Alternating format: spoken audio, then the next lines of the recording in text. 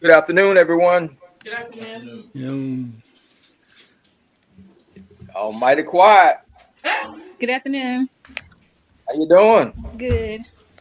Good. You got a quorum yet? Yes, we have Commissioner Myrick here and Commissioner Jones. What?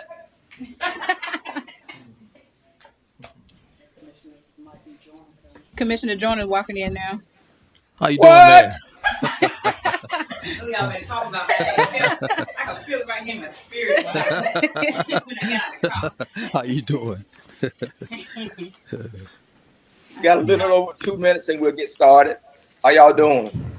Great, and you? Yes. Great, great. Thank you so much. Mr. Sari, how are you, sir?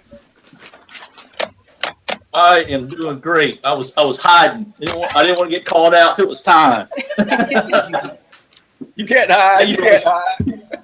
I know. How you doing, Mr. Mayor? Doing fine. How you doing? I can't complain. If I did, no one would listen. Thanks for what you're doing for us. No, I appreciate the continue to work with y'all, enjoying it. Yes, indeed. Great, great. Is Rudd taking care of you, or she's been a thorn? That Dr. Knight, she's the one you got to watch out for. Dr. Knight. Okay, not Miss Rudd. It's Dr. Knight. Let me write this down.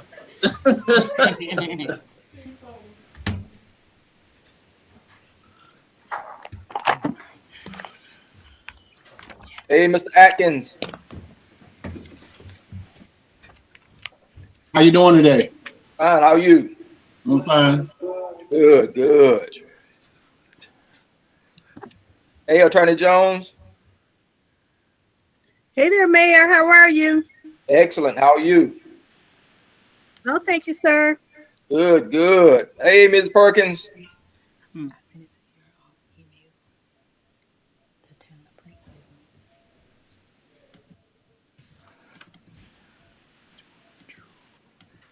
You're muted. You're muted. Can't hear you. How you doing, Sheriff? How you doing, Captain?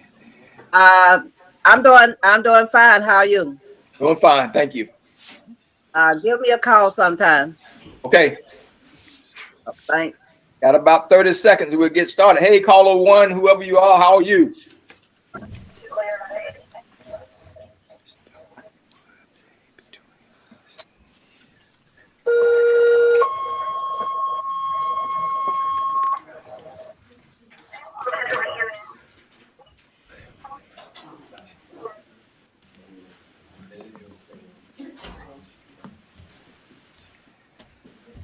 Right there.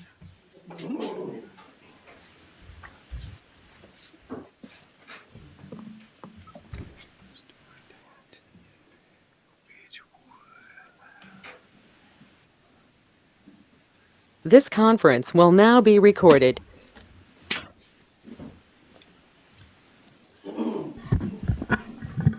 Good evening again, everyone, and we now call the Board of Commissioners meeting to order on this Monday, March 21st, 2022 at 7:00 p.m. We ask everyone to please mute your phones until it's time for you to speak. Everyone, please mute your phones until it's time for you to speak. We ask one of the commissioners, please lead us in invocation. Let us pray. Most gracious, all wise, and eternal God, again we come before your presence. God, another 30 days have passed, and you've allowed us to assemble here one more time. And God, we realize we're here by your grace and your mercy. Yes. God, as we assemble here on this evening, we seek your guidance and your leadership to handle the business of this town. God, we realize as elected officials, we are accountable to the citizens. Yes. More important, oh God, one of these days we got to give an account to you as to how we handle this office. Yes. God, we strive to handle this office in a spirit of excellence. We seek your leadership We seek your guidance. Then, God, help us to serve in a spirit of unity. Yes. For where there's unity, there is strength. And Father God, we need that right now on this evening. And broaden our minds. Help us to Lord. see things from a different perspective, oh God, that will lead Princeville to greater. Your will is what we want, nothing more, nothing less, and nothing else. In Jesus' name we pray. Amen. Amen. Amen. Amen. Thank you so much. Any public comments? No public comments. No public comments. You can read the announcements for yourself. I would like to highlight the new NEW.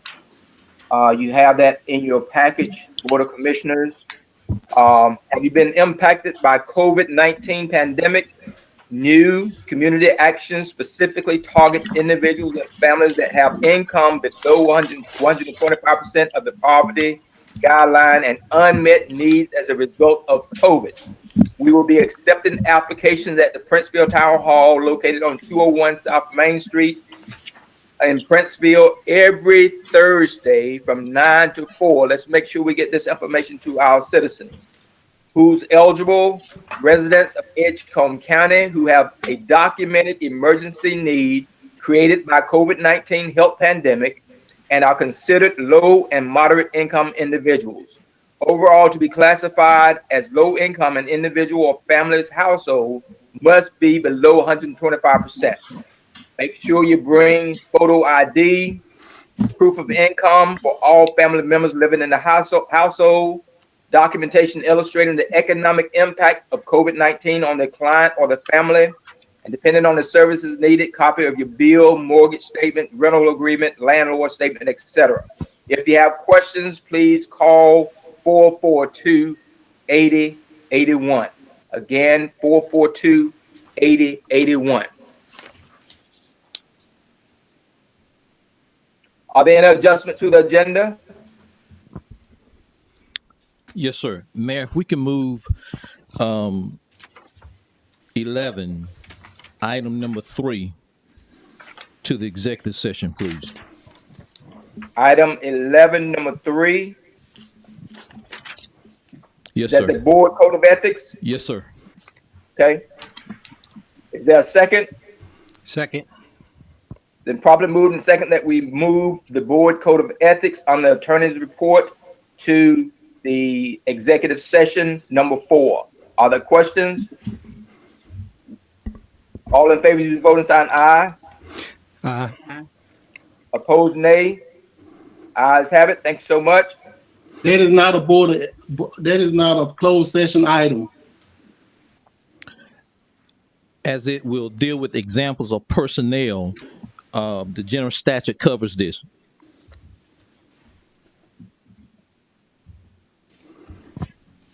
Okay. Mayor, Yes.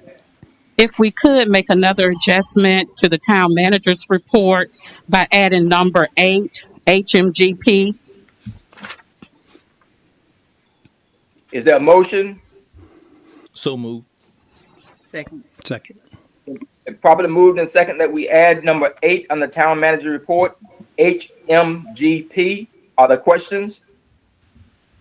All in favor, use the voting sign aye. Aye. Aye. Opposed, nay. Also, Ayes have it. Mayor. Thank you. Okay. Also, Mayor, under number 13, new business, I would like to add number 4 to public meeting. And you want it to be labeled what? The public meeting, reopen of the public meeting to the general public. Okay. Is there a second?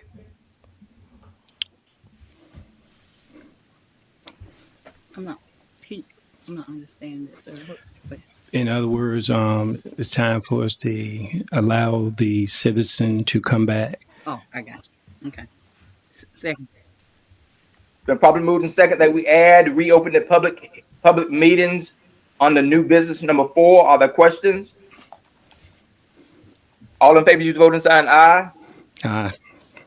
Opposed, nay. Ayes have it.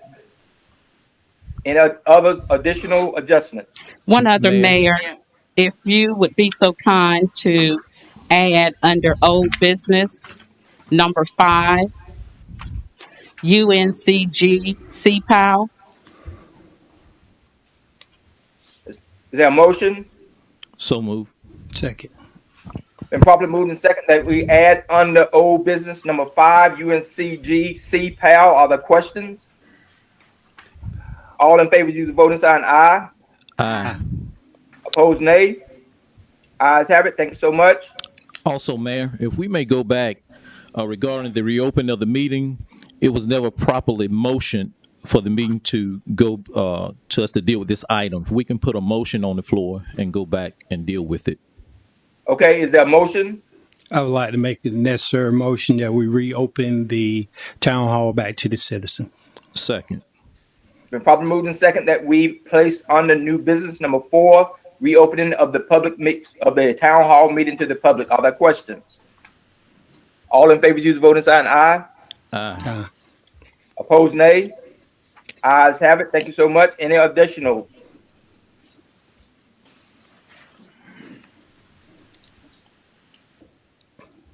I would like for a motion to be added that we add on the new business number 5, Princeville School Research Project. I sent you all the email a couple of days ago.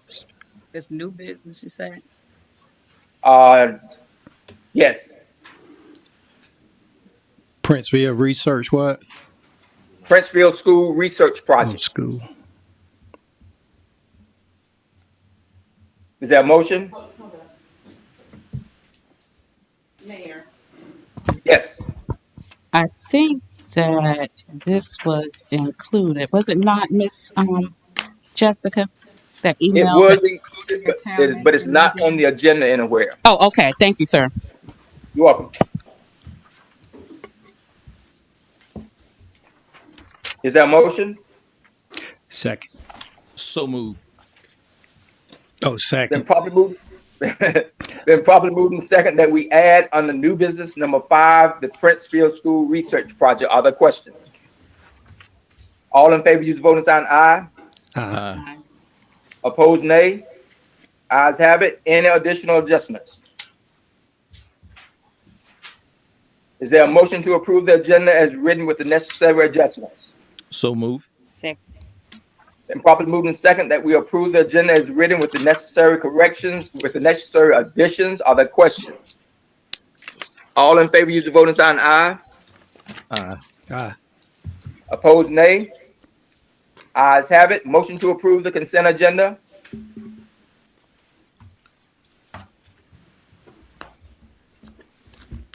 Is there a motion to approve the consent agenda? So moved. Second. Been properly moved and second that we approve the consent agenda. Are there questions? All in favor, use the voting sign aye. Aye. Opposed, nay. Ayes have it. Thank you so much. We're on the presentations. Captain Williams. Good evening, Mayor and Board. Thank you guys for allowing myself to be here today. For those that don't know me, I'm Sheriff Atkinson with the Edgecombe County Sheriff's Office. This is Captain Williams. This is one of my lead detectives, Matt Johnson, and this is my grant writing quartermaster, Corporal Jones. We've been working on a project now, I don't know, about a year and a half, 2 years. Our main goal has been to partner with the city of Princeville and make things as safe as possible. We received a grant through the Governor's Crime Commission of $24,000. And what we did, we purchased license plate reader cameras. And I tell you guys, it has been elating to see how technology works. Our goal is just to make things safe. Briefly, because I do want to pass the phone to Captain Williams. Microphone to Captain Williams and Corporal Jones. We have solved a murder within the last, 3 weeks? And it's had nothing to do with Princeville because the murder happened outside in the county. But those cameras were so helpful with us solving the murder so quickly. It was unreal. We've also recovered several stolen vehicles. And we are connected with Rocky Mount PD, Nash County, anybody that has access to license plate readers, they are connected to the Edgecombe Sheriff's Office. So in travel, and I've had different sheriffs and chiefs call me and ask my guys, could they identify people through our cameras? And guess what? We could identify cars and vehicles. So this has been a tremendous project we worked on. We will continue to look for grant funding to help the city of Princeville and the citizens be safe. Currently, we have established about 6 cameras in the area, and the whole goal now is to try to extend some on the north end of the county and on the south end of the county. So that's a project that we're working on right now. So anytime other agencies have some people in question, that we got access through technology to make it happen. I just want to say we're going to continue to work hard. We chose as a team to not use the grant funding to buy things and toys for the sheriff's office. We bought things to help the citizens be safe, and we're going to use it as a tool to keep the citizens safe and also make their job easier. Okay, thank you, Captain Williams. Good afternoon. Thank you so much, Sheriff Paxton. We've been after these cameras for a long time, and to have it in the city of in the town of Princeville now is very much appreciated. You are appreciated as well as the sheriff department. Thank you so much.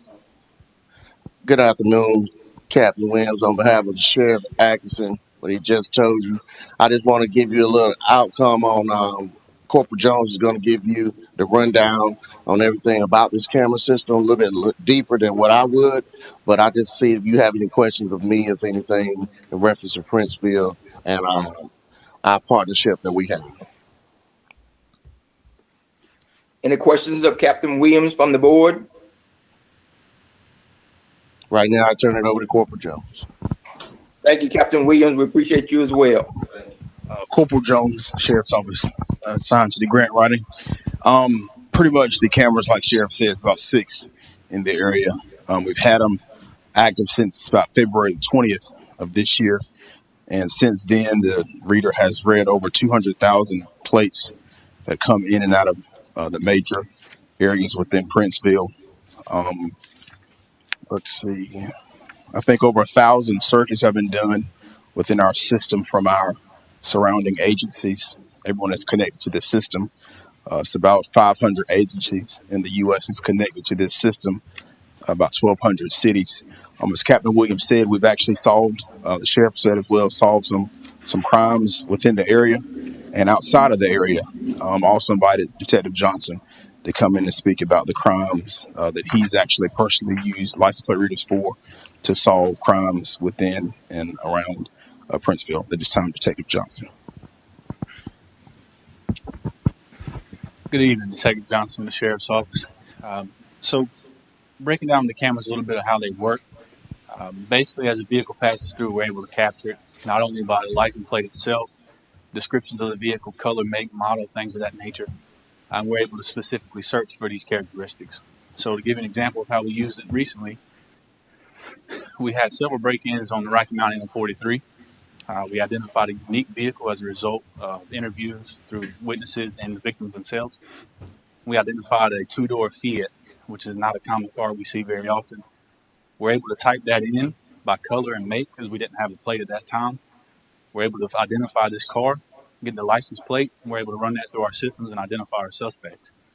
The subsequent follow-up interview of that with the suspects, we were able to make 2 arrests.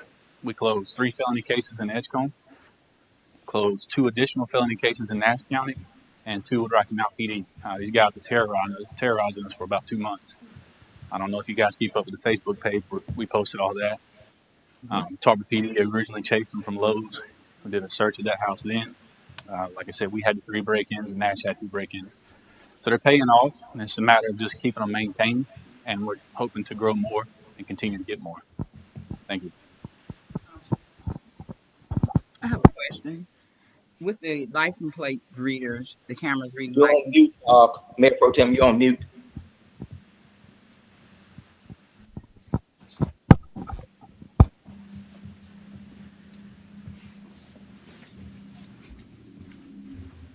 There we go. That's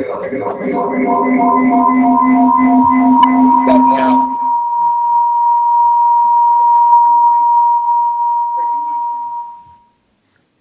Okay. With With the the ability to ability to read the read the license license plates, what plate, what type type activity activity can you can you determine from determine the from reading the of the reading of the license license plates? Activity as it relates to the vehicle itself. I turn this off. You had to mute it. Okay. Yes. Yes. Okay.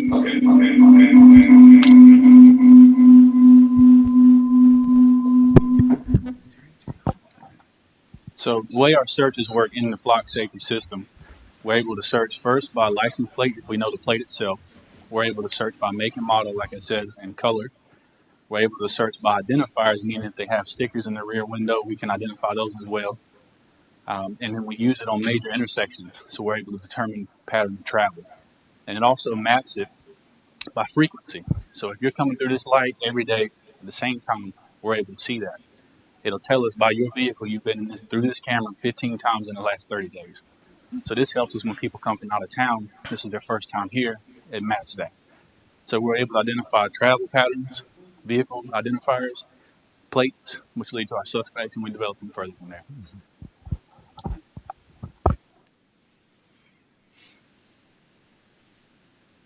Other questions of Detective Johnson's or anybody from the Sheriff Department? Again, safety is one of our #1 issues as it relates to our leadership of the town of Princeville. We want to make sure that all of our citizens are safe and feel free to walk around and enjoy this life the way it's supposed to be enjoyed. Again, thank you so much, Sheriff Atkinson and your team. Thank you so much. Yeah. Okay, next item on the agenda is Martin Millennium Academy, Miss Asia Alston.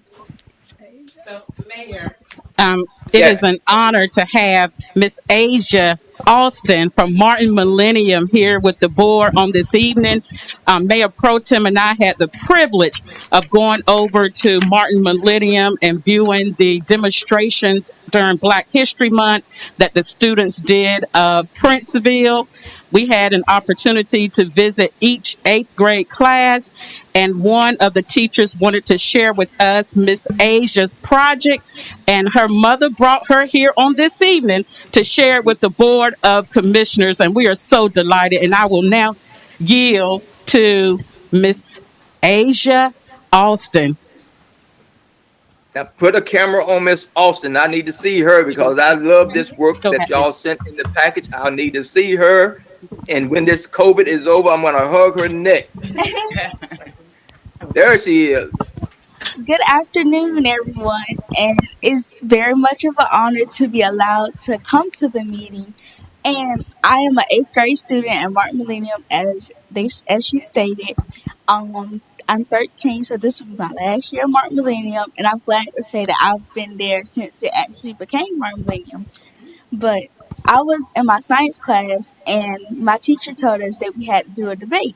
And the debate was about which form of energy we think is the best to build a power plant in between Princeville and Tarboro. So the first thing I think that would make us stand out was cost. So thinking of cost, it popped into my head, what is a way that we could save money that would benefit both the towns, Princeville and Tarboro? So that's where the idea of the hydroelectric dam popped into my head.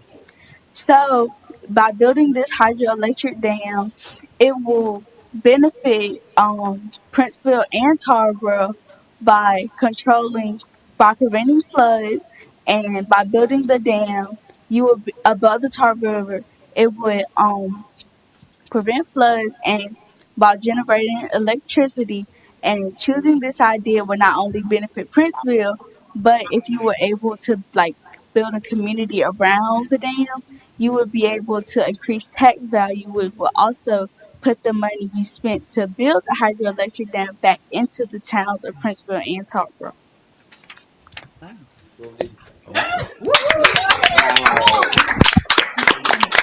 Excellent, Deep thinking. excellent. Where's mom at? She's not here. Mom's not there? Who's Asia with? Mom brought Asia, but she didn't realize that she can come in, so she just wanted to make sure that she was present, and she's outside waiting for her. Okay. Tell Mom I said thank you so much. Awesome program, what you're talking about. And we have to do some research to find out the cost on this hydroelectric dam. Thank you so much. Sounds great, Asia. Thank you so much. Yeah. Yes, Miss Adria. And if we be the first one get it, then we can get Tarver to pay in. You're right. Thank you. To meet the Army Corps of Engineers. That too. You too. Good job. Thank you. Okay, next item on the agenda is Stewart Inc. zoning text amendment. Thank you, Mayor. I'm gonna need to share my screen. So whenever I get that ability, I'll pop it up. Okay. All right.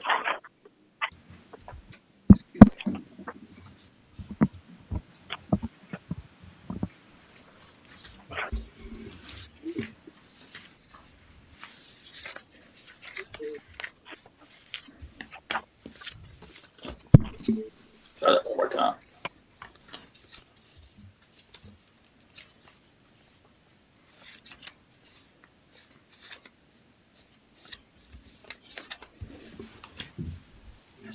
Sorry about that. I closed out my screen. All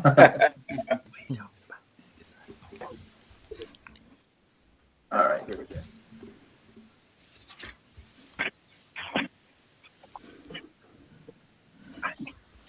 Okay, got it. All right. Well, thank you, Mr. Mayor. Thanks for having us back again. We've been doing a lot of work with the town, and real excited about continuing that work with you all. You know, as you all remember, it's been a while. Gosh, I was looking back. It's been almost 2 years now since we started y'all's comprehensive plan project, and recently got that. You know, y'all recently adopted that, and so as you remember, your comprehensive plan kind of serves as your long range goal and your kind of sort of your strategies and your policies as the way you want your town to grow. And where we are tonight is kind of our continued work after the comp plan was to try to give you some implementation tools to make some of these things happen. And your ordinances are the way you actually make those things happen, or your tools, your implementation tools from your comprehensive plan. So we've been working with with Dr. Knight, and you know we had to work with Andrew, and I know he moved on to be a town manager. But we've still been working very closely with Upper Coastal Plains Council of Governments, with Dr. Knight, and also with the Keenan School of Government, with some of the build-out analysis that are part of this.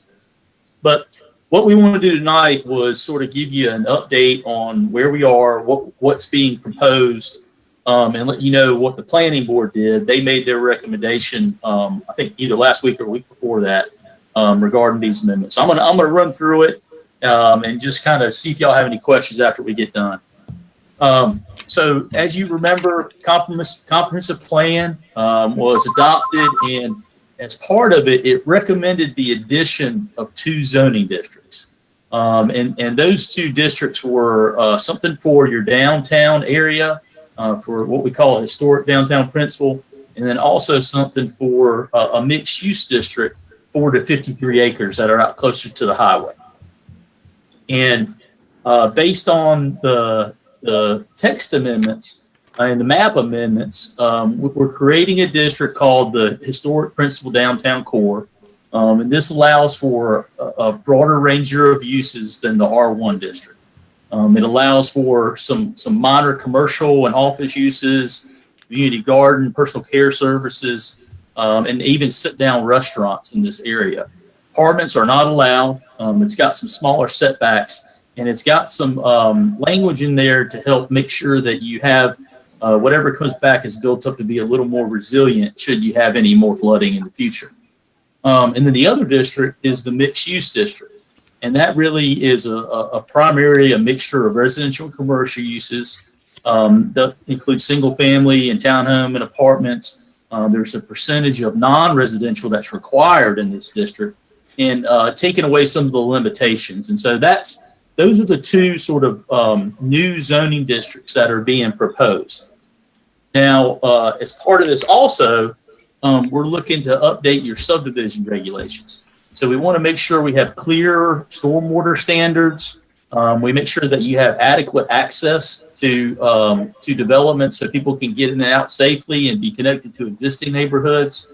We want to make sure you have connections to your sidewalks and to parks, that there's minimum block length so you don't have a one long road that's a cul-de-sac or a dead-end street, and that's the only way in or out.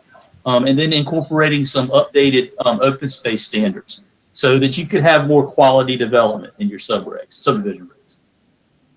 And so just kind of going back and looking at your future land use map. So this was part of your adopted comprehensive plan. And you see historic Princeville was this area along here, which is really your historic area and your older downtown area. And then the 53 acres is located along here, and that was designated as a mixed use area. And I kind of described those to you already. And this is kind of the whole town as a whole, as you might remember. So kind of dialing in to the zoning district. So right now you have 3 residential zoning districts. You have 1 commercial district and an industrial district. And this is your zoning map right now as it stands. With the proposed changes, you can see the addition of the downtown historic core located along Mutual Boulevard and Main Street, and then the 53 acres being zoned along in here. So kind of a back existing, and that's with the changes. And I'm going to zoom in on these so you can see a little closer on the next few slides. So zooming into the downtown core, again, you have 3 existing residential districts, commercial district, and industrial district.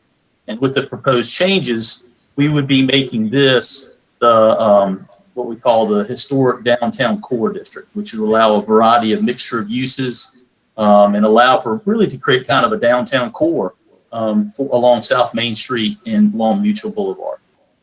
Now, when the planning board met, I can't remember if it was last week or the week before last, they actually recommended approval of this request, but they actually said, hey, we would like to extend this downtown core zoning to include this area along in here. So while we have proposed along Mutual Boulevard and along South Main Street, the planning board said, well, hey, we'd like to see this area included as well. So, what that does is, the reason that we propose along South Main and Mutual Boulevard is to kind of take baby steps towards this. By creating this new zoning district, it really is more of a downtown mixed use district where you don't only have residential, you also have some offices and personal care, some small commercial and things of that nature. And we felt like that was probably more appropriate along South Main Street and Mutual Boulevard. But it's, it was proposed by your planning board to extend it out to this area. So in kind of a summary, tonight, this is more of an informational type thing. I spoke with Dr. Knight and said, hey, it's probably a good idea if we don't just go right into the public hearing. We talked to the elected folks about, what this process is and let them know what the planning board did. And so really, this is an implementation of the goals from the comprehensive plan. It creates two new districts that allow for flexibility, for resilient development. It creates a true downtown core, and hopefully it'll help with some economic development in these areas. It improves the subdivision standards regarding open space and connectivity and stormwater. And so that's kind of the summary as a whole. And where we want to go forward is we need the council to hold a public hearing on the zoning map amendments and the text amendments in either April or May and take action on it at that time.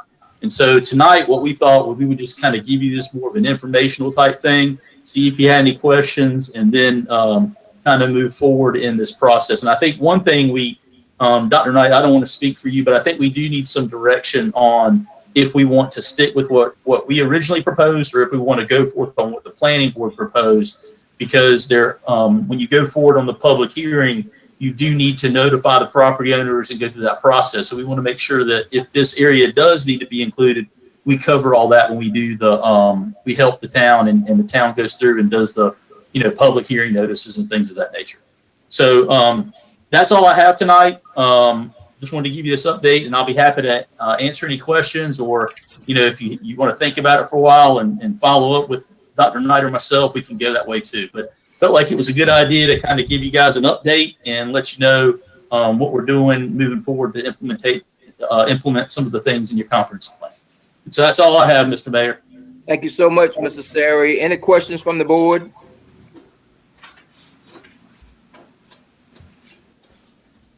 I just have a few questions, and when I'm thinking about the downtown, I've never considered anything off of Main and Mutual for the town of Princeville. I would like to know what the planning board, if I know Calvin's on, what's the planning board's thinking on coming off of the main thoroughfare? Well, we actually saying downtown plus historic district.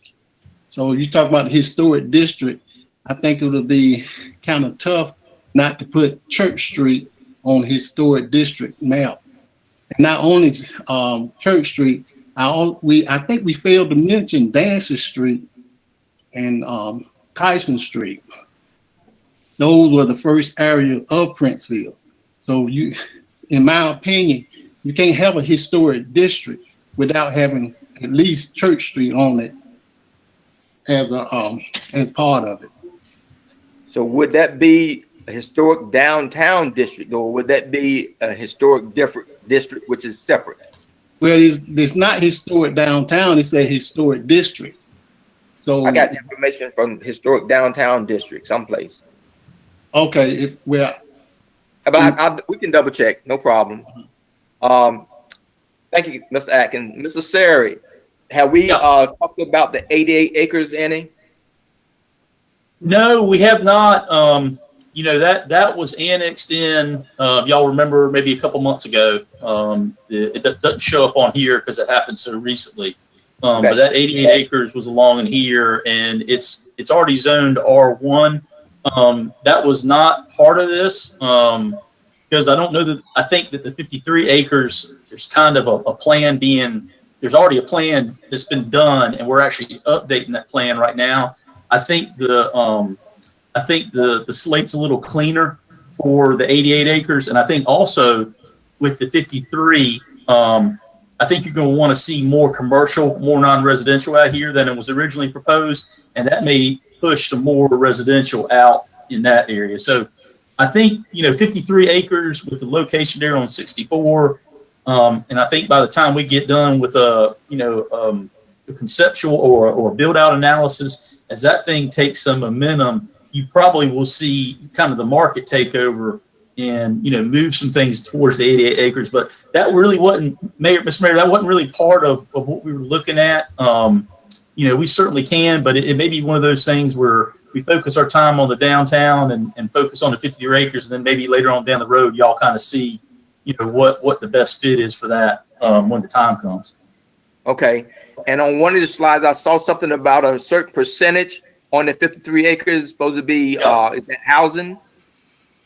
That's correct. Yeah. So let me see if I can find that real quick, what that number is. What we did not want to have happen was it be a mixed use district and someone come in and do all residential, right? That's not what the town wants. Right. And so let's see if I can find it.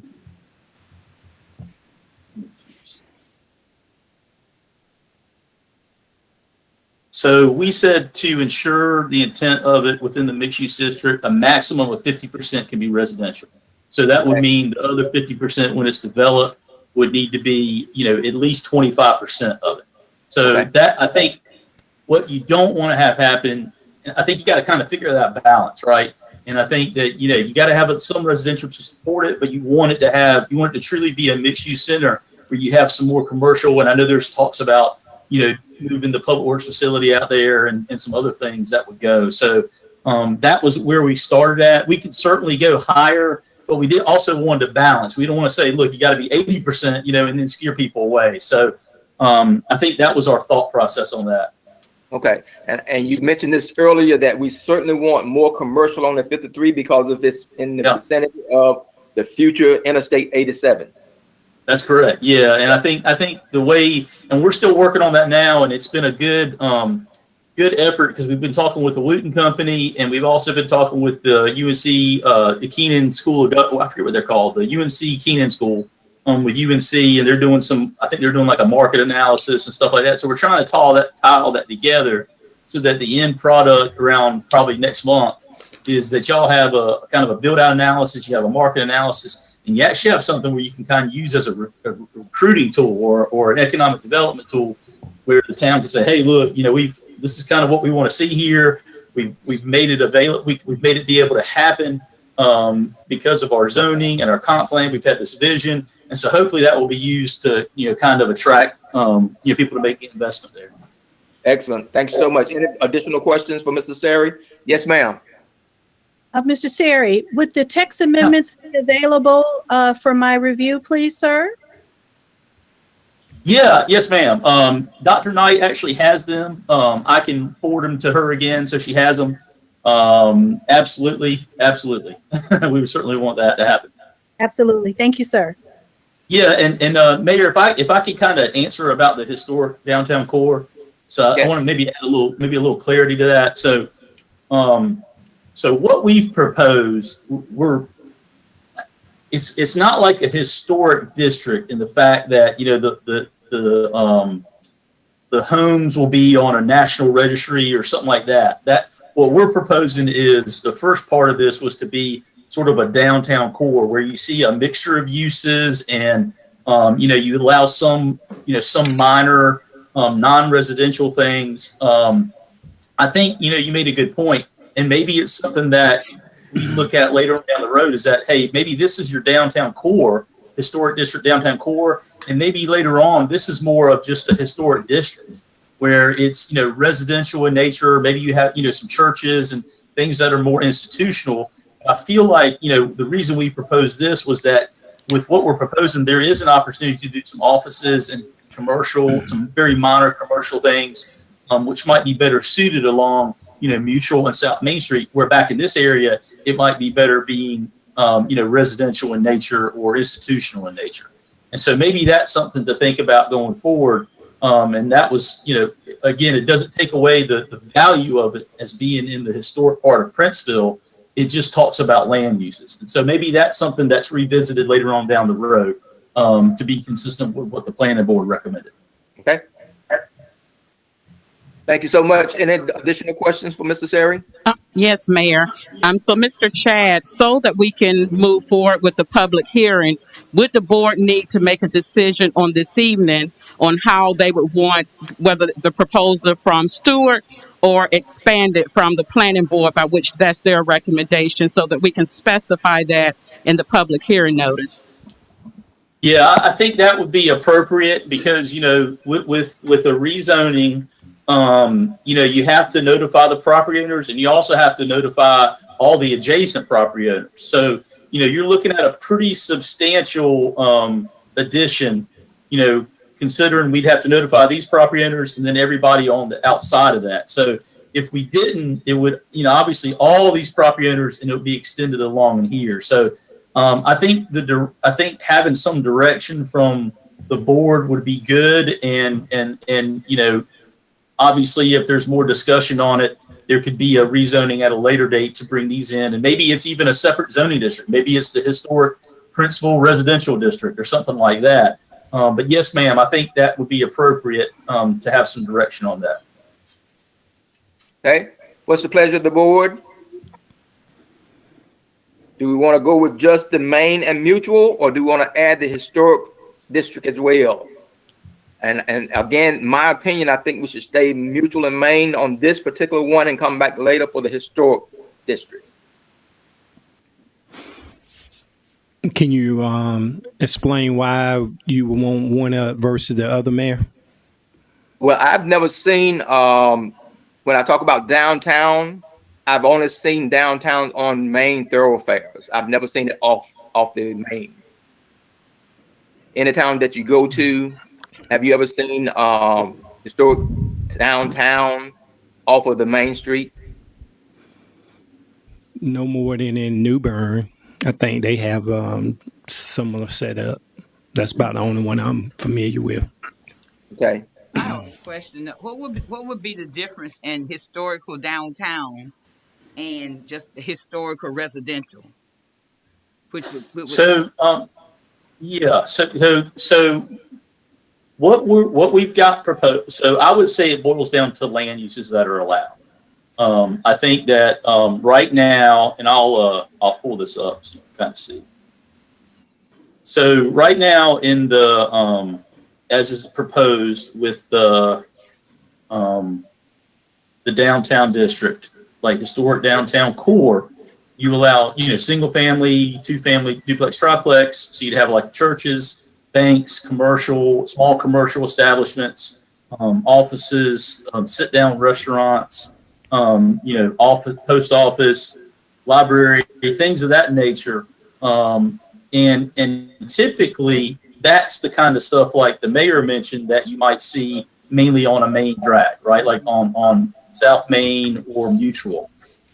In this particular area, I think it's predominantly residential, and I know there are some pockets of some institutional uses in there. So it may be boiling down to maybe also in this area you might have like larger lots. So along in this area the lots are pretty small and narrow, where here it might be a little bit bigger, and you limit the uses that can go in there. Doesn't mean it can't be still part of the historic district. It just may be more of the, maybe it's a historic downtown residential versus a downtown core or something along those lines. That's what my thoughts were. Yeah. Because if we just to differentiate between the historical downtown, the main street, I guess,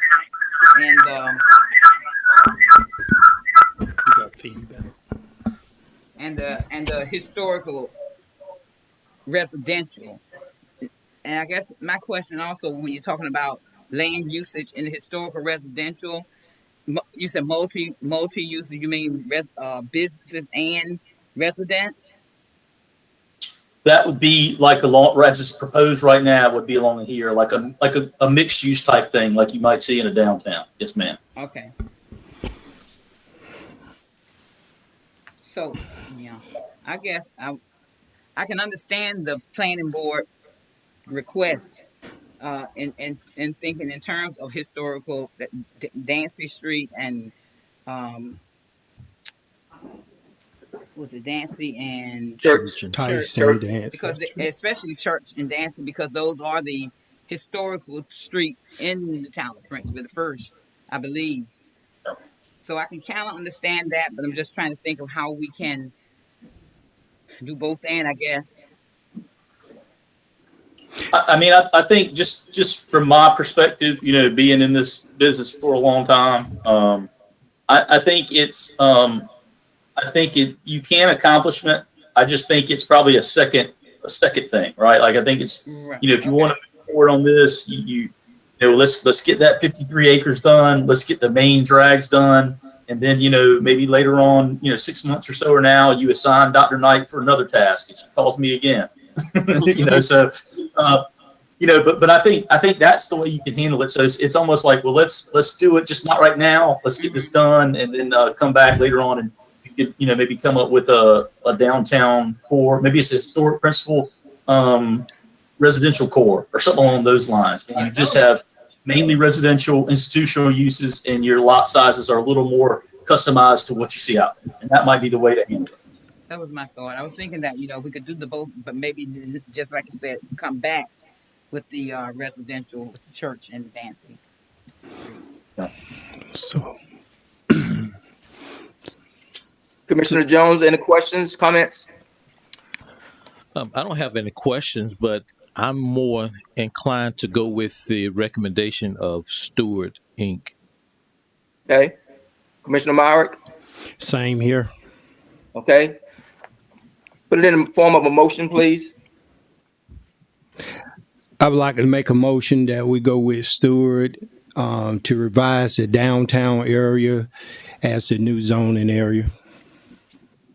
Okay. A second? Second. It's been probably moved in second that we approve the Stewart recommendation of Main and Mutual for the historic Princeville downtown core district. Other questions? All in favor, use the voting sign aye. Opposed, nay. Ayes have it. Thank you so much. All right. Thank you, Mr. Mayor. Thank y'all for having me again, and we'll be talking to you again soon. Thank you so much. We appreciate you. Sir. All right. Take care. Okay, next item on the agenda is Public Works.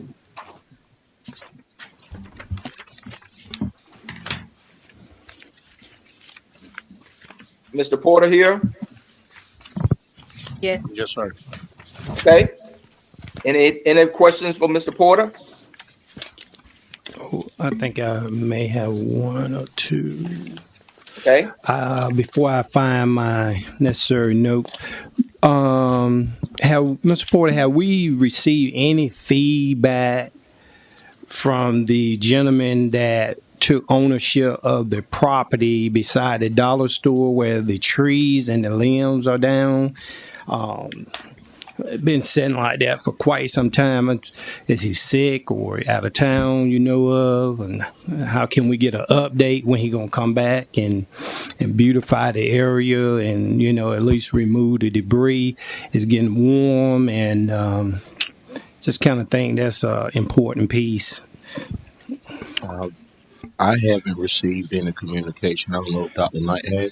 So yes, Mr. Hamilton and his family is transitioning out of Florida.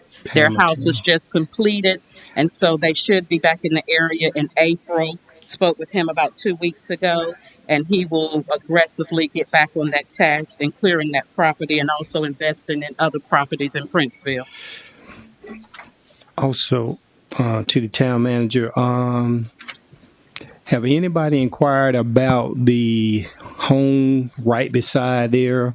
I did speak with the owner, and she did state that she'll be glad to sell that property.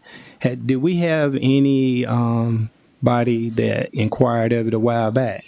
So Mr. Hamilton inquired about the property adjacent to the property that he's invested in and the properties across the street where the pond is. So I can make an assessment that once he's back in town and he's transitioned his entire family back to this area, that he will continue pursuit of those other properties that he's interested in the town of Princeville. That would be excellent. Mr. Porter, I know they said that, well, you have it here pretty much, that the funding is not available at the time for the reseeding of the park. However, I know that the grass normally get pretty thick there. Is it that you think that we still need to put dirt there and the grass grow through it, or either we just do the natural growth and be able to start utilizing the park again? No, the recommendations from the vendors that came out to me recommended that in order to level the field out, we would have to put more dirt. They did. So we wouldn't just be able to go in and see. We would definitely have to add more dirt before we actually did the reseed. So by not having the funds, then how is it going to look as far as then utilizing the park? Have we kind of looked at this piece for our citizen and for ones that want to rent the park? I know we got some on the table pertaining to the cost of the renter of the Heritage Park, but this is not going to prohibit or keep them from utilizing the park, is it? I would yield to Dr. Knight. Okay.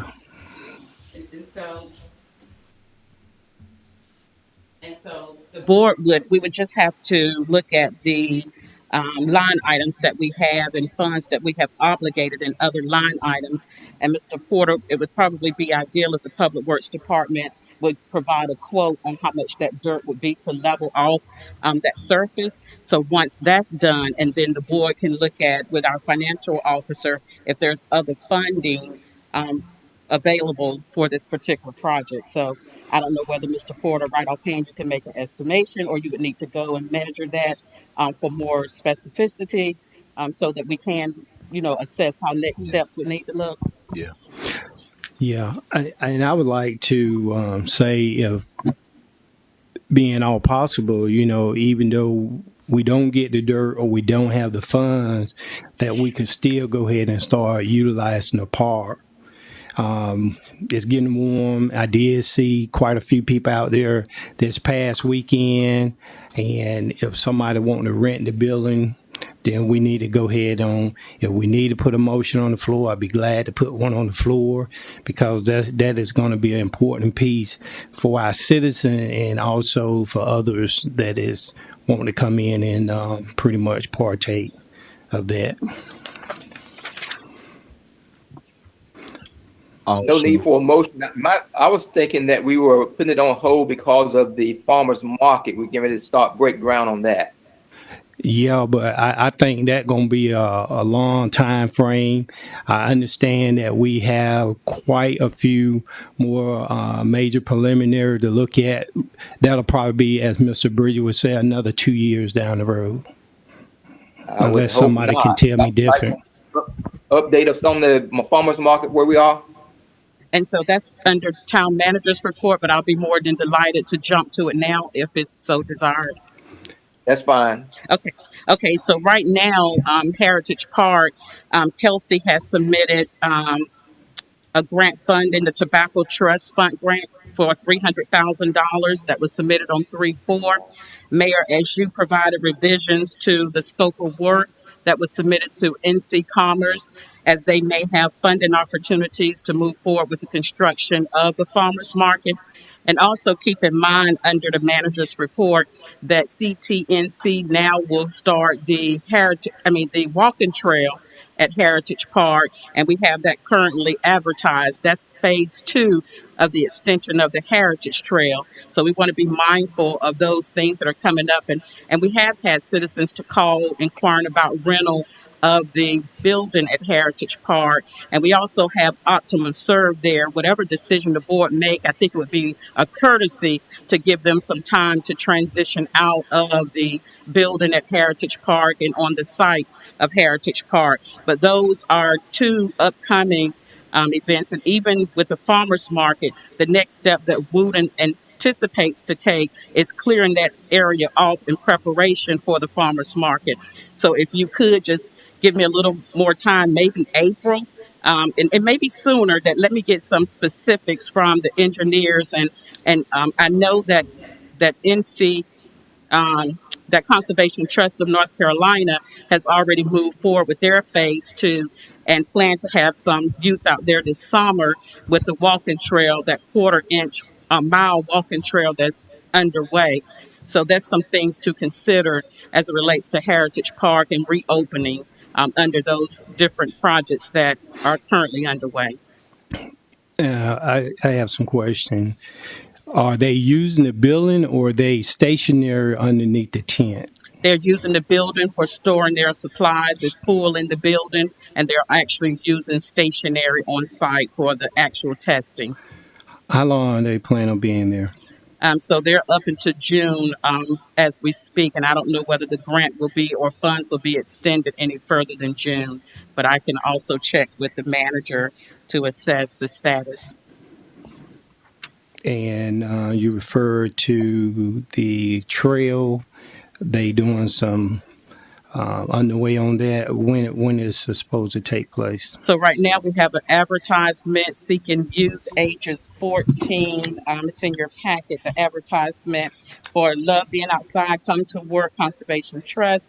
And right now they're underway, ages 15 to 18, summer employment, and 2 crews starting on June 13th through July 1st. And from July 11th through July 29th, they should have that trail completed, and they'll have crush and run. Crush and run. Crush. Similar to the trail in East Harbor. Okay, very good.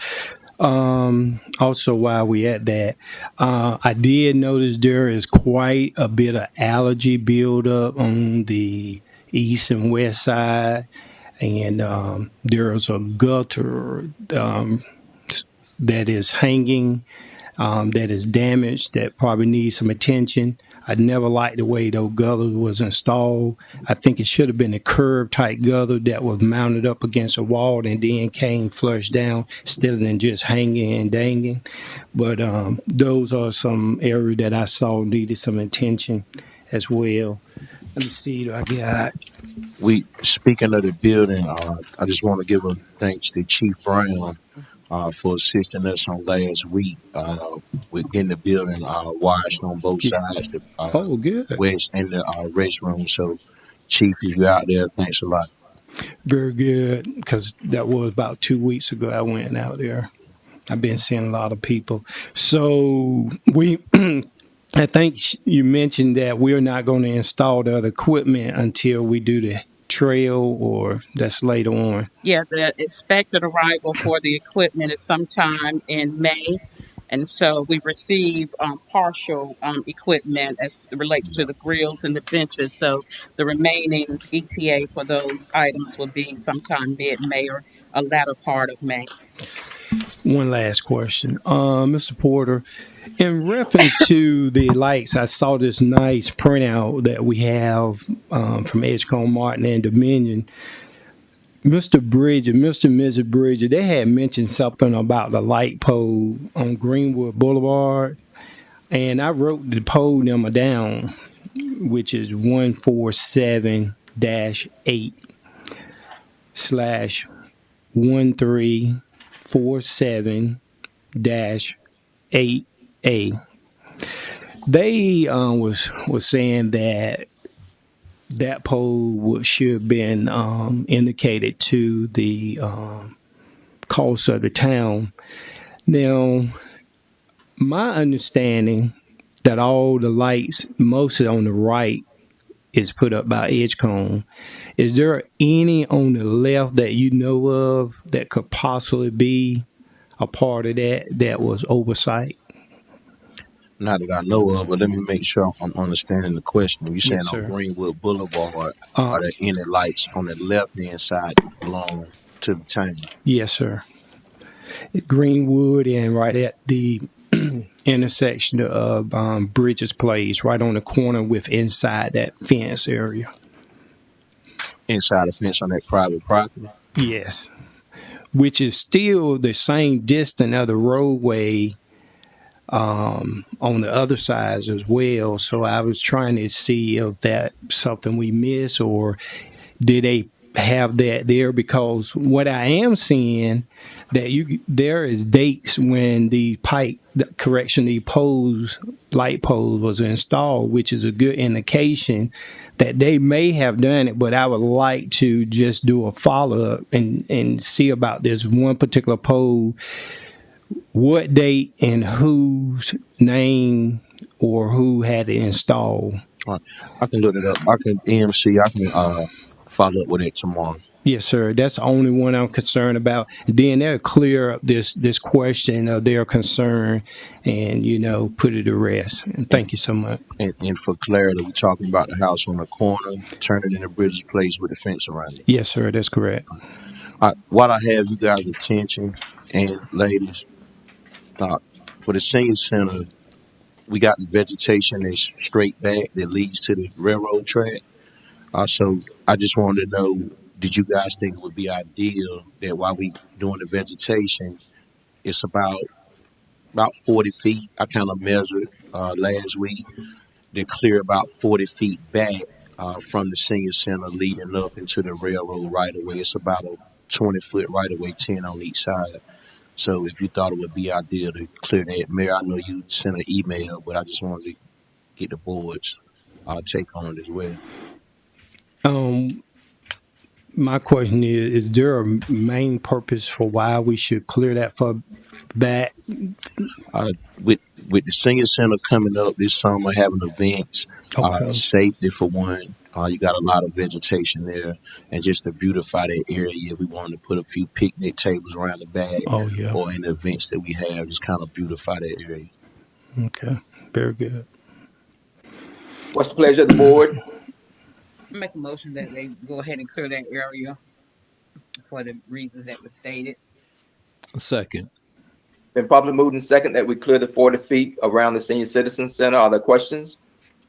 All in favor, use the voting sign aye. Opposed, nay. Ayes have it. Thank you so much. One Any more other questions, question. Mr. Yes, Porter? I do, Mayor. One more question about now. I see that we only had one quote for the fencing area. That's the only ones that reached out. No, it's still out for. Still We out. had some came in, but it's actually out for bidding. So we received those. Deadline is going to be next Friday, the 29th. That's going to be the deadline. 29. And how this fence going to look? Is it going to go all the way around and have a close-in gate It's going to at the driveway entrance? that would be at the pleasure of however the board would like to see it. We can put the gates in. I guess what we would like to think about is opening and closing of those gates after hours, or who would maintain the opening and closing of those gates. We have optimal serve, and then even after hours, how would we maintain and just secure those gates? But again, that would be at the pleasure. And it'll be a chain link fence, regular 6-foot chain link fence. I actually have a drawing on my desk of kind of how it would look. I can get you before I leave. I can give you guys a copy so you can kind of take a look. Now, there was one other question I highlighted, that the same question that the gentleman noted on the back. How are we going to do the property line, making sure that we're in alignment with our property? Because I know in the past, even with the town hall and some other building, we failed to do the proper survey. Well, we own from Heritage Park on over to the actual the trailer to the right. Mm-hmm. We actually own all of that. So securing the property line going left toward former Commissioner Bullett's house. That's right. It's I guess you would say it's a road tile, a light pole. Yes, sir. That's being used to identify our property line. Very good. That's very good. Thank you. Okay, any additional questions of Mr. Porter? Thank you so much for a job well done as usual. I want to say the same. There's a few things that I mentioned in Mr. Porter, and he been on it quite a bit, and a few other things in the community, and he pretty much working forward towards those. Thank you, Mr. Porter. Thank you. Okay. Finance reports, any questions? We'd like to thank Ms. Johnson for writing in the margins exactly what we spend our money on. Thank you so much. Other questions? Okay, next item, Historic Preservation Coordinator. He's moving forward. Will is. Any questions for her? Let me check, Mayor, see I did. I write a note for that one. Double check. Okay. I don't want to hold up the time. I want to get out here early. Thank you, Jesus. You know how Commissioner Jonah is. She got a lot of conversation. For some reason, that got out of sync. Okay, I'm good. Okay. Next item on the agenda is Senior Center. Any questions for the Senior Center? Ms. Tate has hit the ground running. She's doing a wonderful job. One of the most important things she's doing is visiting the other centers to get some ideas about how we can improve our Senior Citizen Center. Questions? Okay. The Sheriff's Office report.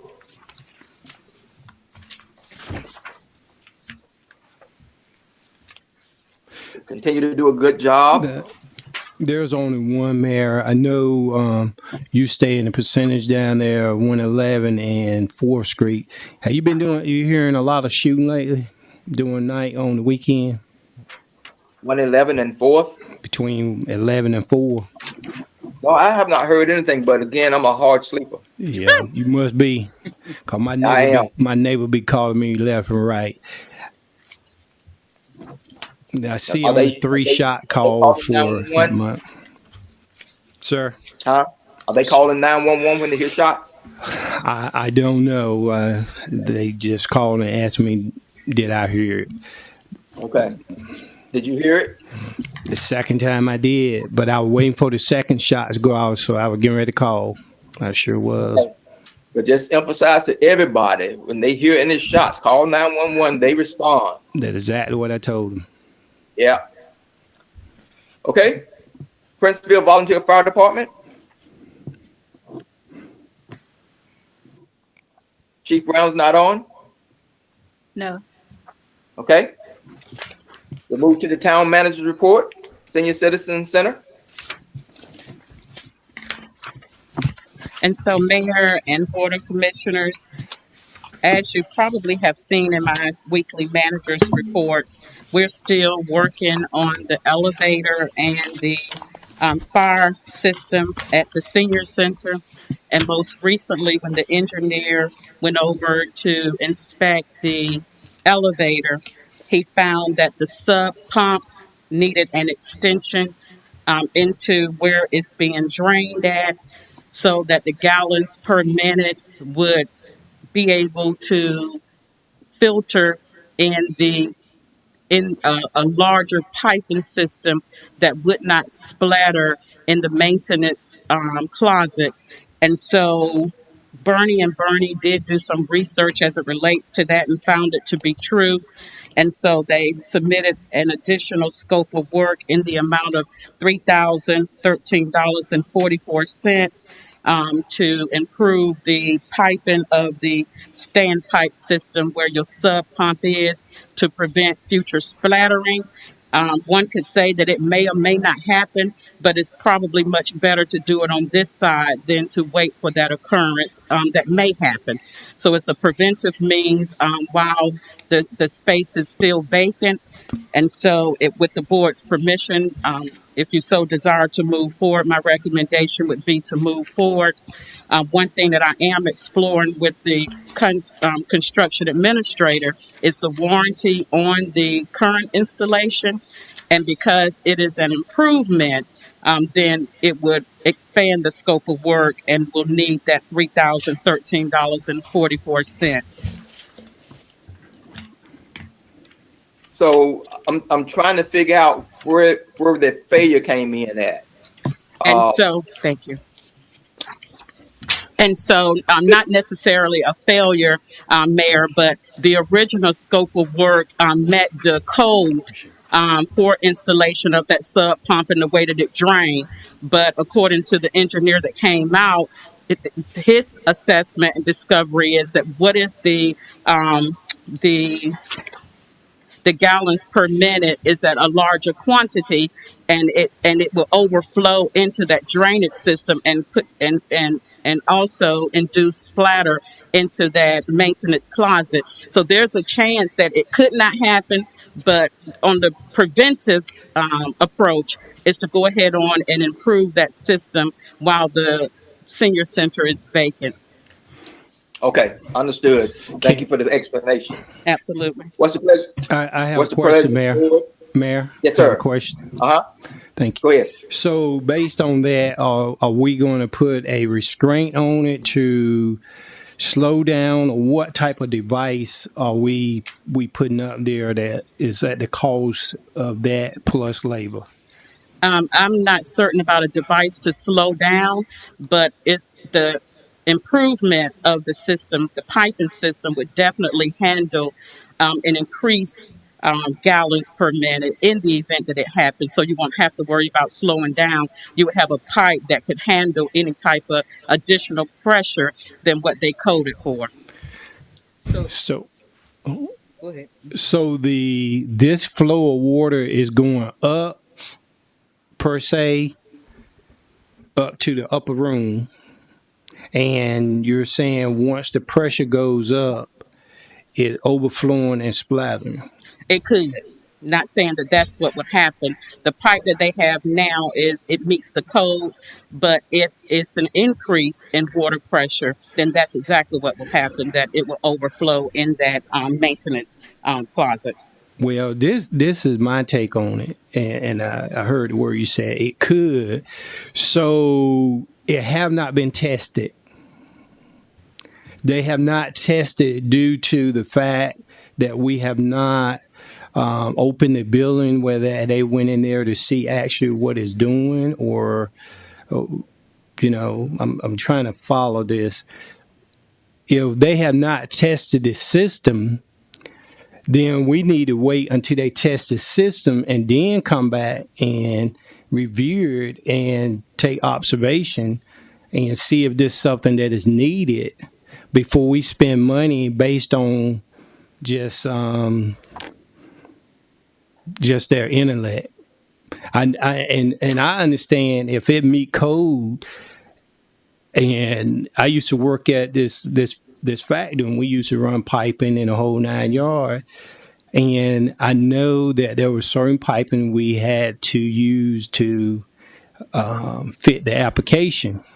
But I would think that when they was doing this application, they would have known this from the very beginning, and the elevation of the water flow as well as the GPM of the water pressure. So I think what I would say, let them test the system before we go on just the fact that it could, or that they think that it will be best practice to go ahead and do it. So then we could save some money and utilize it at another project if that become feasible. That's my take on it. That's the way I look at it. I hear what you're saying, Commissioner Mark, but we are utilizing the expertise of 3 engineers who went over for the elevator, and it was their discovery. And I have an email here from the construction administrator as of today at 5:12 that said his recommendation would be to move forward before we close out with the project as a preventive means for the standpipe drain system to improve it.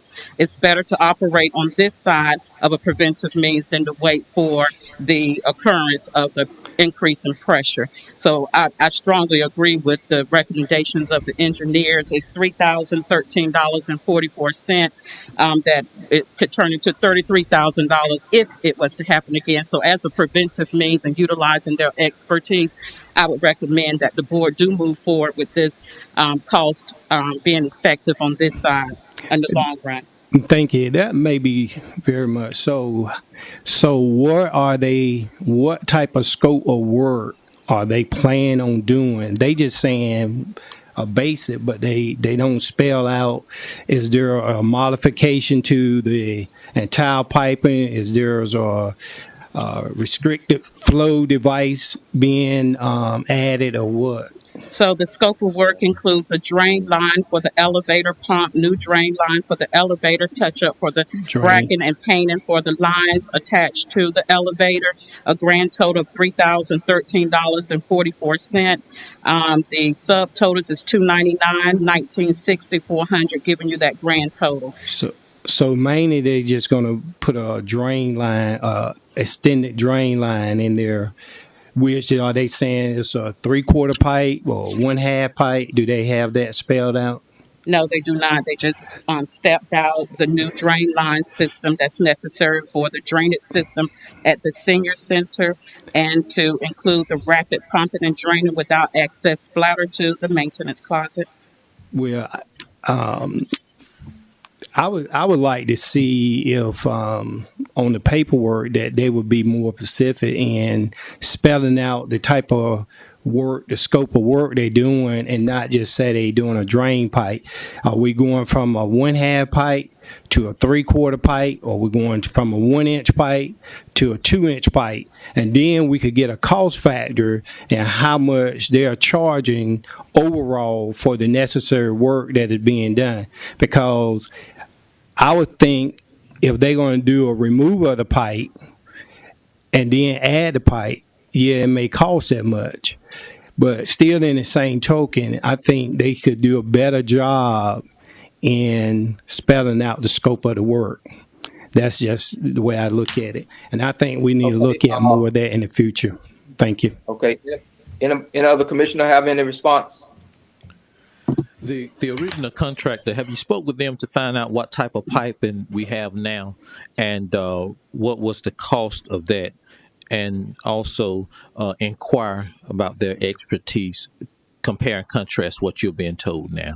Okay, so yeah, Commissioner, all parties that were involved with the senior center have collaborated on this particular scope of work, to include Barney, superintendent, to include Oakley Collier, construction administrator, and also to include the engineer for the elevator.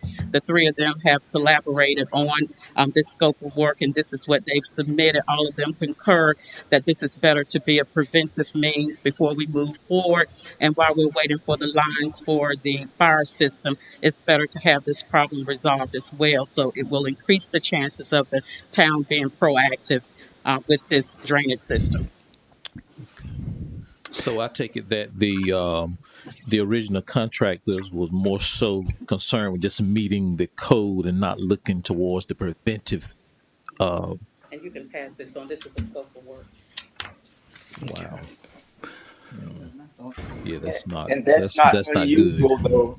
That's not unusual for a contractor. They're trying to make money, and if they can meet code at the cheapest cost, that's what most of them are going to do.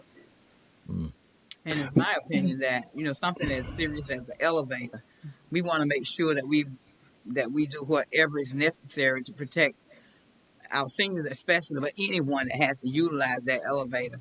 So if all of the experts had collaborated and come to an agreement, even the ones that installed it initially, and I guess it had to be had passed inspection with the.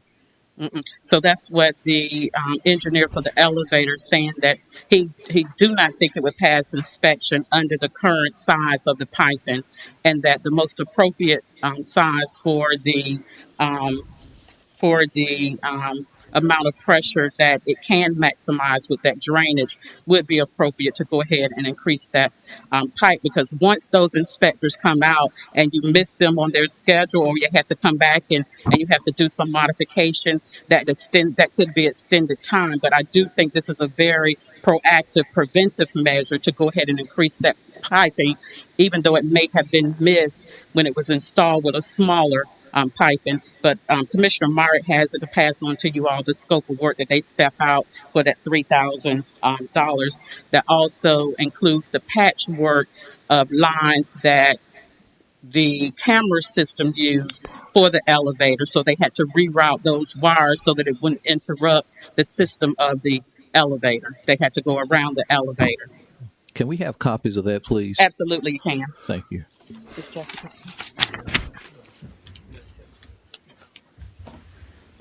What's the pleasure of the board? I make a motion that we follow the recommendations of the experts in regard to utilizing the appropriate, the best system to ensure that that there are no things that could cause hazards to the elevator or to those that are in it.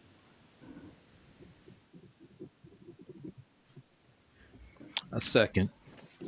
And probably moved in second that we approve the preventative measure offered to us by the experts. Other questions? I do have a question for you, Dr. Knight. In doing this, were they able to give you a time frame as to what the completion of the start of it, the completion of it? My contact fell, so I couldn't see the. Oh, yeah. So I told them I wanted to bring it before the board on this evening, and once I brought it before you, then they would make contact with the contractor to go ahead and start that process immediately. I guess we should have done this with some contingency. Of course, we want it done for the safety of the citizens, but more of a detailed scope of work, detailing it, and not so vague. Okay. If that's the desire of the board, but if you look at that second page, Commissioner, it's pretty detailed into what the piping is, and it's not a very extensive installation. But if you look at that second page, it steps out.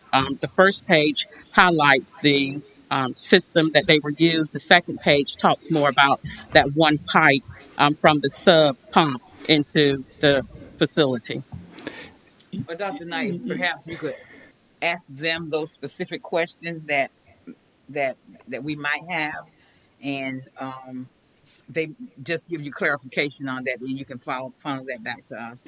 Okay, so do you want to wait until April, or how do you guys want to handle this so that when because right now our biggest challenge is getting Lumen back over for that second line installation for the fire system, and it would be ideal to try to get all contractors over there concurrently to get the systems done. I can, as early as tomorrow, reach out to Bernie and even Frankie, because he just emailed me this evening to provide the questions. If you would tell me what the specific questions are, and once you are satisfied with those questions via email, we will be able to move forward so we won't delay any further than what we are experiencing with Lumen. That's exactly what I was thinking in terms of if the board agreed that we could get that information via email, that could kind of prevent from having to come back to another meeting, hold it up until April, so that we can move forward with this, so that we can get our seniors in the center as soon as possible, because that is a really important thing for our senior citizens and our citizens period. And for clarity, the question is the size piping, and what is the other question?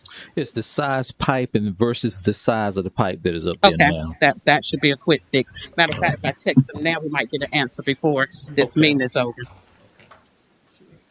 So I can't wrap my head around if the original contractor knew that they would do their part to pass code on one end, but on the other end, it's not going to pass inspection. And so, again, you don't want, according to the engineer for the elevator, he does not think, based upon his expertise, it will pass.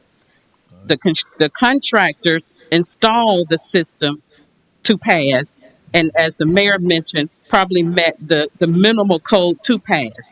But the engineer who came for the elevator said, what if there's more pressure and it exceeds the pipe size that you currently have? I think you all should be proactive and increase that size, so when the inspector comes, there's no ifs, buts, or suppose. With this pipe size, it will pass because it's the maximal size instead of the minimal size for this drainage system. Okay. I have one last question. Go ahead. When they're talking about the pressure, and I don't know if you know that, there might be something, when they're talking about if the pressure increases, what is it that will cause the pressure to increase? That's an expert question. Okay. I wish that I could answer that, but I'm emailing Frankie now so I can get that question answered to you all. Well, water pressure is going to pretty much be regulated the same. Whatever pressure that we got, and going down those pipes or going up those pipes, the flow is pretty much going to be the same. But however, I would think that would be good practice to go ahead on and let the inspector come and inspect it, see if it will pass, and then we use the word it could happen, but we want to take prevention based on what they said. I don't know how they come back revisiting this piece without testing the system first. That's the red flag that I'm getting. And I'm just passionate about the fact how they come to this conclusion without testing the system. So anything that we are doing, I think there should always be a test before we make any kind of recommendation or go back and revisit or pay out money for something that we don't know whether it working or not working, or overflowing or not overflowing, and not even being inspected first. I don't get that. Now, I'm not sure if they're saying that this would happen every time, or at some given point that it could happen. I guess that's why they chose the word "could," possibility of it happening. But I don't know if testing something. Suppose they test it and it works fine. But I guess, and my understanding of it, if we replace it with the scope of work that they pointed out, then in my mindset, this would be an assurity that it would not malfunction. And if so, then we'll have a leg to stand on. And so, according to, and let me just read directly from the construction administrator's email. The standpipe drainage system is an extension to the system that was originally contracted that is already in place. This is a better long-term solution from an operations and maintenance perspective, as it should allow for rapid pumping and draining without excess splatter in the closet area. For these reasons, I recommend that we move forward before the project closes out. That's directly from the construction administrator. And so I will, if it's the pleasure of the board, have those questions addressed and get it back to you all expeditiously. Can you ask them in your notes when you make that phone call, is it possible that they could just put a restraining device on it that regulates the water flow? Regulates the water flow. I would like to hear what they say and did they think that piece out. That's what most engineers do when you're talking about water pressure as well. I did boiler room maintenance and refrigeration, and we did put a lot of restraints of devices on equipment. And I know that's one piece that a lot of time people have, and pretty much that's what they call an update device that operates in that same thing. Maybe some quicker, maybe some a whole lot simple. Will you do that for me, madam? Absolutely. I just submitted a text to Thank you. the construction administrator. You're welcome. And we have a motion that's been amended to include a detailed analysis of the scope of work, correct? Okay, so he says the size of the pipe is a 2 pipe raised to a 7 above finished floor level. 2 7. That's a big pipe. So that's a significant difference in your 2 that was installed pipe raised to a 7-inch, which is above finished floor level. So did he say anything about the restraint device? He's still replying, but I just wanted to share that quickly. Thanks. Mm-hmm. So from a 2 to a 7 raised above finished floor level. Okay.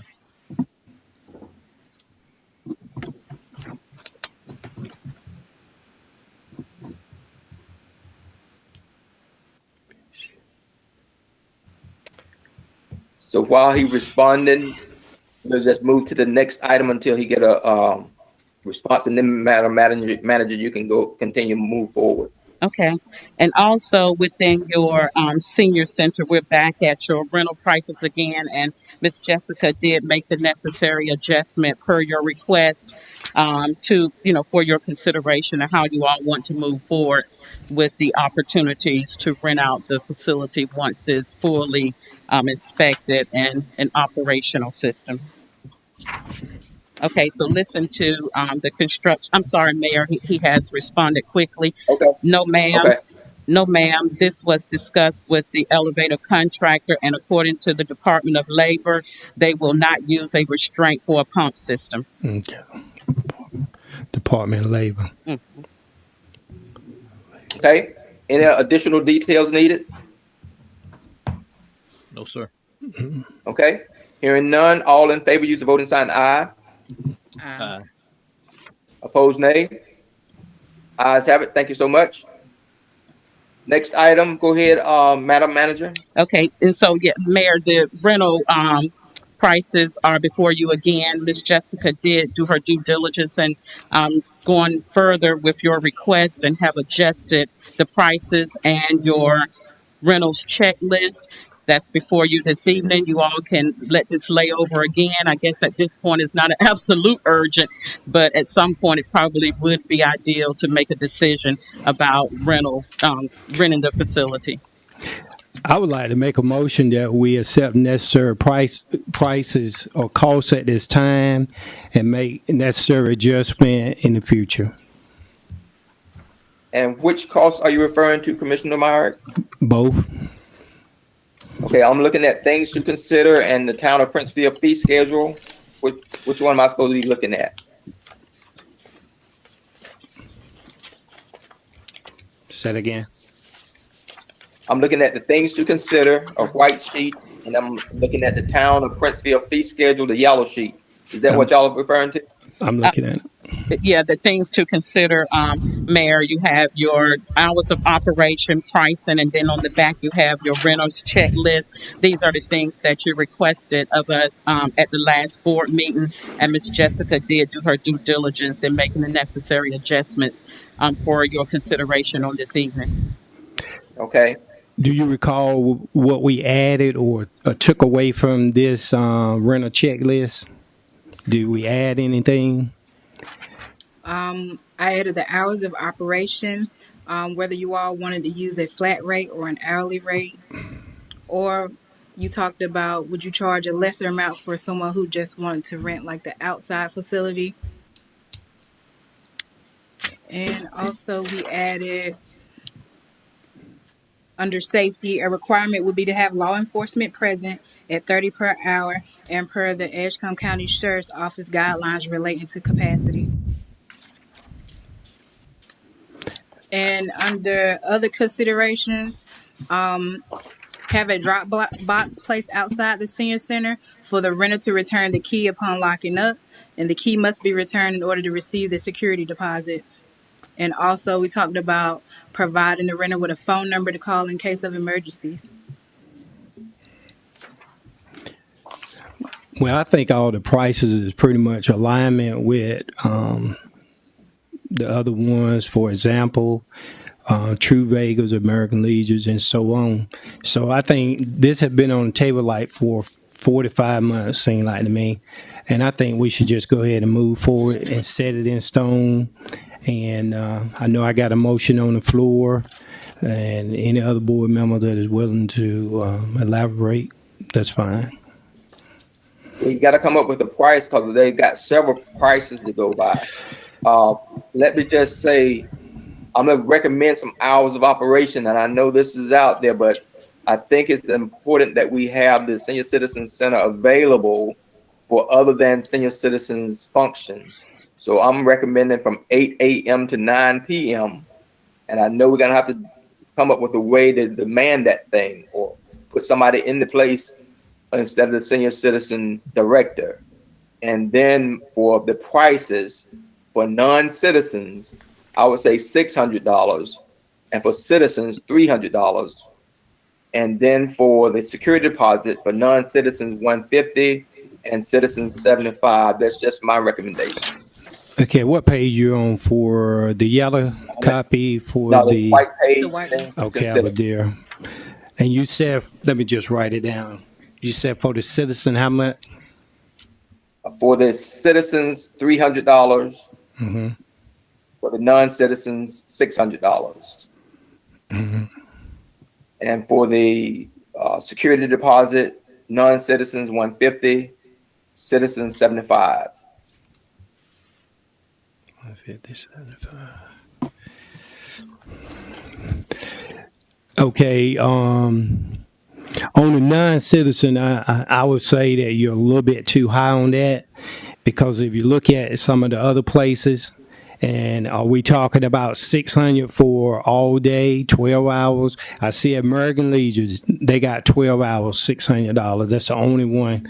So are we talking about 12 hours for a 4-hour entertainment? Or are we talking about they can rent it all day? Well, you see, True Vegas got $500. That's starting. Right. That's starting. And we have a brand new facility. So we want to make sure we maintain that facility.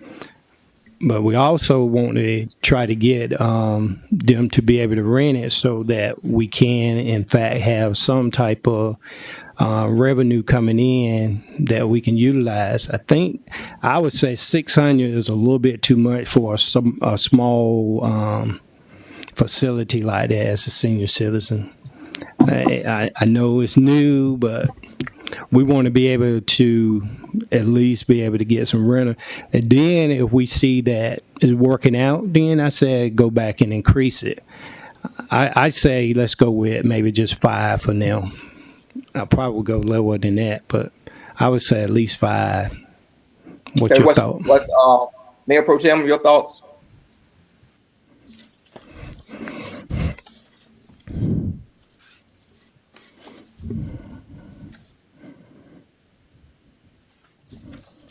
She there? In comparison to the other prices, I think it would be far more expedient if we would stay within the ballpark of those prices. Of course, I'm not sure. I've never been in True Vegas before, and I'm not sure what the size of it is. I'm not sure what the amenities that they offer are. Uh, uh, I know with the senior center, we do have a full kitchen, so that would that include be included in all the prices. We have a full kitchen. We have the additional exercise room. I don't know if that would be included in the prices. The up top and underneath.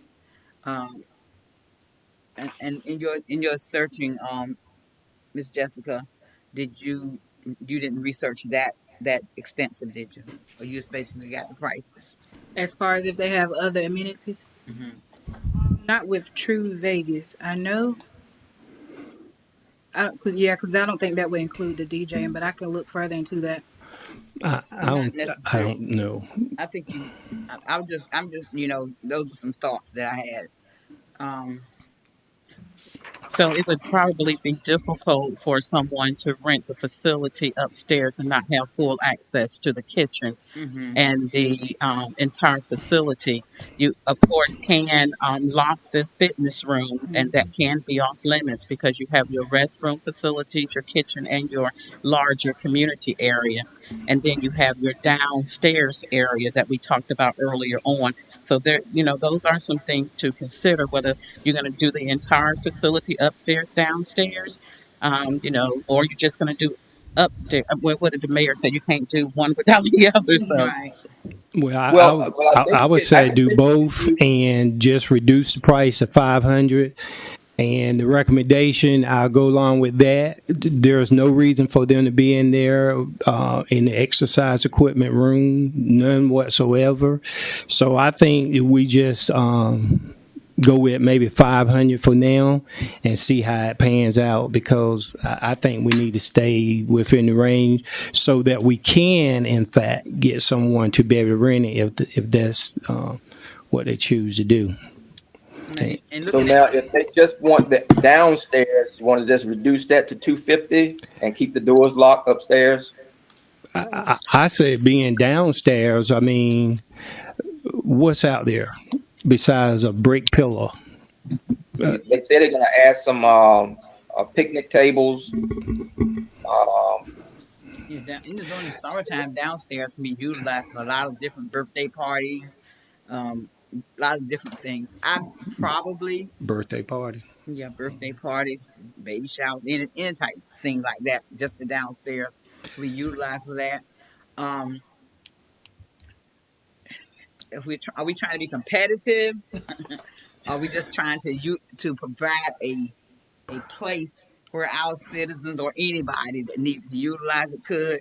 I think that it will be harder to go back and change prices, increase prices for what? Unless we added something else. We can always increase. And me and we doing it from when we first came in the office even to now. That's the same thing. And even when you're talking about birthday party, when we look at that as birthday party, we are talking about the outside unless the bathroom is included.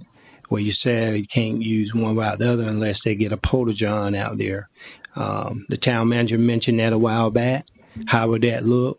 So they're going to be a birthday party. Maybe they rent a porta john. Then the costs don't have to be so significant. You want people to be able to utilize the area, but not coming at it as a large cost fee to say, hey, it's going to cost us $600 just to be outside and do a birthday party. $500. That's way too much. I think you said $250 for just outside. Just $250? And then Let me see. I don't know. Now, where you see that at? I don't- Two I don't- Fifth We got too Avenue. many girls to Yeah. just I don't think we should separate it. If they want to rent it, then it includes rent the it. building Mhm. inside and outside. Yep. And do it at a reasonable cost so that whether they citizen or non-citizen, Right. this been on the table too long. We should have been done digest this. I think if we're not trying to make money off of it, I don't think, but we want to make sure that people who utilize it, 'cause even if they rent it at $600, it's not to say they won't just do something that would damage it if we rent it at $500. Well, we're going to get damage costs.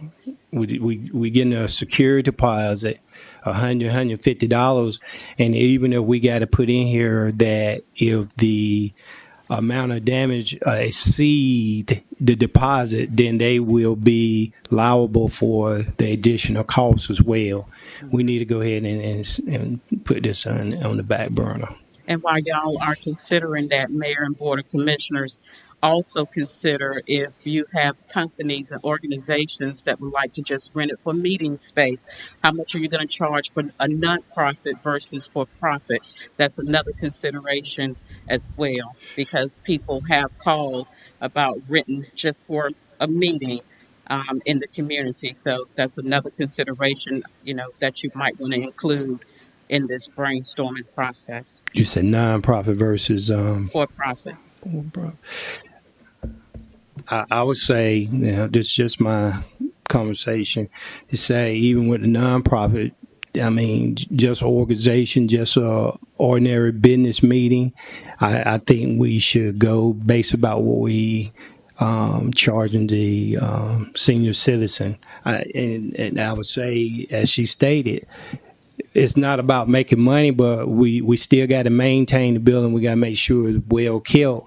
But in the same token, if the fees are too high, it may be hard for us to even rent it out. So nonprofit, I would say the same as the senior citizen, and we're going to give them a discount. And then for the other one, the regular price, not $600, Mayor, but at least $500 or maybe $450. What's your thought? For a meeting or something, Yeah, just a regular meeting. I wouldn't suspect the meeting to last no more than 2 hours. It's that long. So Can we less. just do just a flat price for a meeting? That would be Let's just good. say if we just said $100 for a meeting or $75 for a meeting. Not That's to put anything on about how long, how short, but just for a meeting, they're more than likely won't be using anything but the tables meeting. So in the restroom. Very So good. that's a good idea. But what if you have multiple organizations that want to meet, and that one organization is only meeting for an hour? Then you have at 9:00 a.m. Then you have an organization that want to come and do a luncheon at 12:00, and they're maximizing the use of the facility because there's no time frame. I want to bring your attention to Quality Inn, where there's $200 for 4 hours. Anything over 4 hours is $300. Not to say that you all have to do that amount, but it's something to consider setting the time span on those meetings, because as you mentioned, it may not last for an hour or two. So, In that's that something light, to I would consider. say, in that light, I would say put a time frame on it. But let's just do a flat fee. I think the time span is so that we won't have an incident like flowing over into someone else's time. Because really, that ain't, if you do the math, that ain't really but $50 within that 4 hour window. So I think that would be good. Okay, is that a motion? So I make a motion that we rent the entire building for $500, and if for nonprofit rentals or meetings, a flat fee of $100 for, let's say, 3 hours, and anything beyond the 3 hours would be an additional $25. So what's your flat fee? $100. $100. Anything over is what? If they go beyond the 25. 3 hours, then be an additional 25. Okay. I can go 25 per hour, or 25 flat 25 per hour. per hour. And what about for your profit? for-profit organizations. That's nonprofit. I would say the same thing. Okay. Mm-hmm. I can go with that. Okay, so there's a motion on the floor to rent the entire space for $500. For meetings, $200 for 3 hours, and over 3 hours, $25 per hour. And that's for nonprofits. Say it again, now, Mayor. I'm sorry. Okay. You Commissioner said Bob. there's a motion on the floor for the rent the entire building for $500. Right. For meetings, $200 for 3 hours. $100. Anything over 3 hours is an additional $25 per hour. And we said $100 for 3 hours. Or 100? Yes. $100 for 3 hours. Anything over 3 hours, $25 per hour. Correct. Okay. Other questions? So that I'm clear, that's for office meetings or any type of organization meetings for the nonprofit and profit. But any type of events is $500 for the entire facility. Correct. Correct. That's for citizens and non-citizens. The 500. Not for the citizen. We had said 300 for the citizen. Mm-hmm.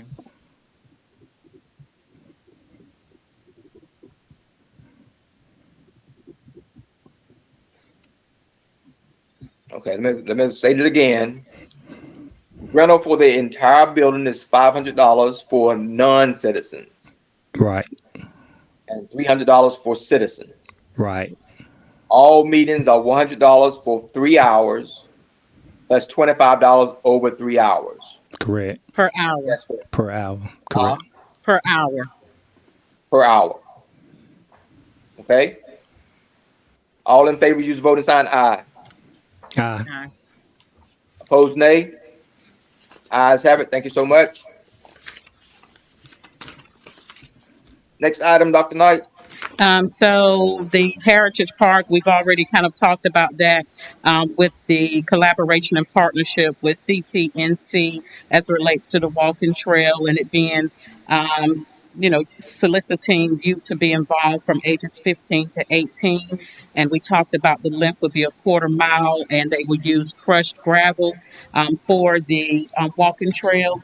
And the session will start in June and conclude in July. So if anyone knows any students that may be interested in Edgecombe County, specifically Princeville, please refer them to the flyer and contact Jackie Meyer at jmeyer@conservationlegacy.org. Do you know the route already? So it's going to wrap around the facilities at the park. It's the same design that Wooten stepped out for the farmers market, the walking trail, and the basketball court. So it's wrapping around the park facilities. Okay, on this side of the dike, correct? Oh yes, of course. In front of the field, it's going to wrap around the equipment, go around the building, and back over to the other side. Within the fencing area.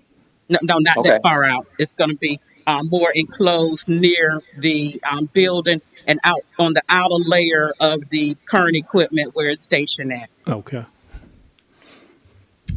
I'm sorry, Dr. Knight. Were you saying that this could be? I'm sorry. Would this be for anyone, any student, or any student? Not necessarily Princeville. That's correct. Mm-hmm. I think when we met on the 16th, they had 12 applications thus far. Okay. What's that, about a 1/4 mile? That's correct, Mayor. You got it. 1/4 mile. All right. That's why that gray hair's on my head. All right, next item. So you still have your prices before you pre-pandemic. This is just something for you to consider if you want to adjust any of these as you're trying to make a decision about reopening this space at Heritage Park. These are the prices. Also, if there are no questions about that, as we're talking about Conservation Trust and their seed resilience project, it's been expanded per the flood print plan, and Conservation Trust is partnered with North Carolina State Coastal Dynamics Lab and the Timbo software to expand their funding with the resilience and the stormwater management over the next 2 years. Installation of 6,000 square feet of rain gardens and managed wetlands on the vacant lots that were identified in the floodprint plan. Opening up 24-bed model community gardens, planting of trees and plants for 250,000 gallons of water absorption and 2,900 pounds of carbon storage per year, and creating trails with educational and health benefits throughout the Heritage Park and the riverfront.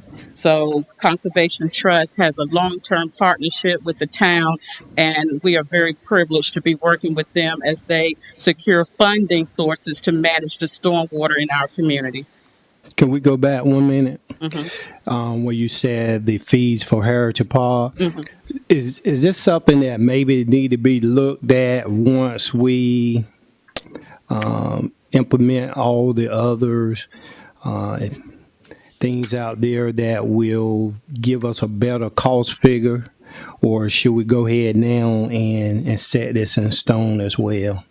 Commissioner Meyer, my recommendation would be that you all have these numbers, and as the facility or the site continues to be embellished, then you always have this at your fingertips. You can go back and make any necessary adjustments. But this is what the fees were pre-pandemic and has been for a very long time. In fact, it was adopted on 10/27/2014, and we have made some embellishment to the facilities at the park, and there's some ongoing site improvements that will be done. So at least you'll have the current prices if you want to reconsider. That was my question. Thank you. Mm-hmm.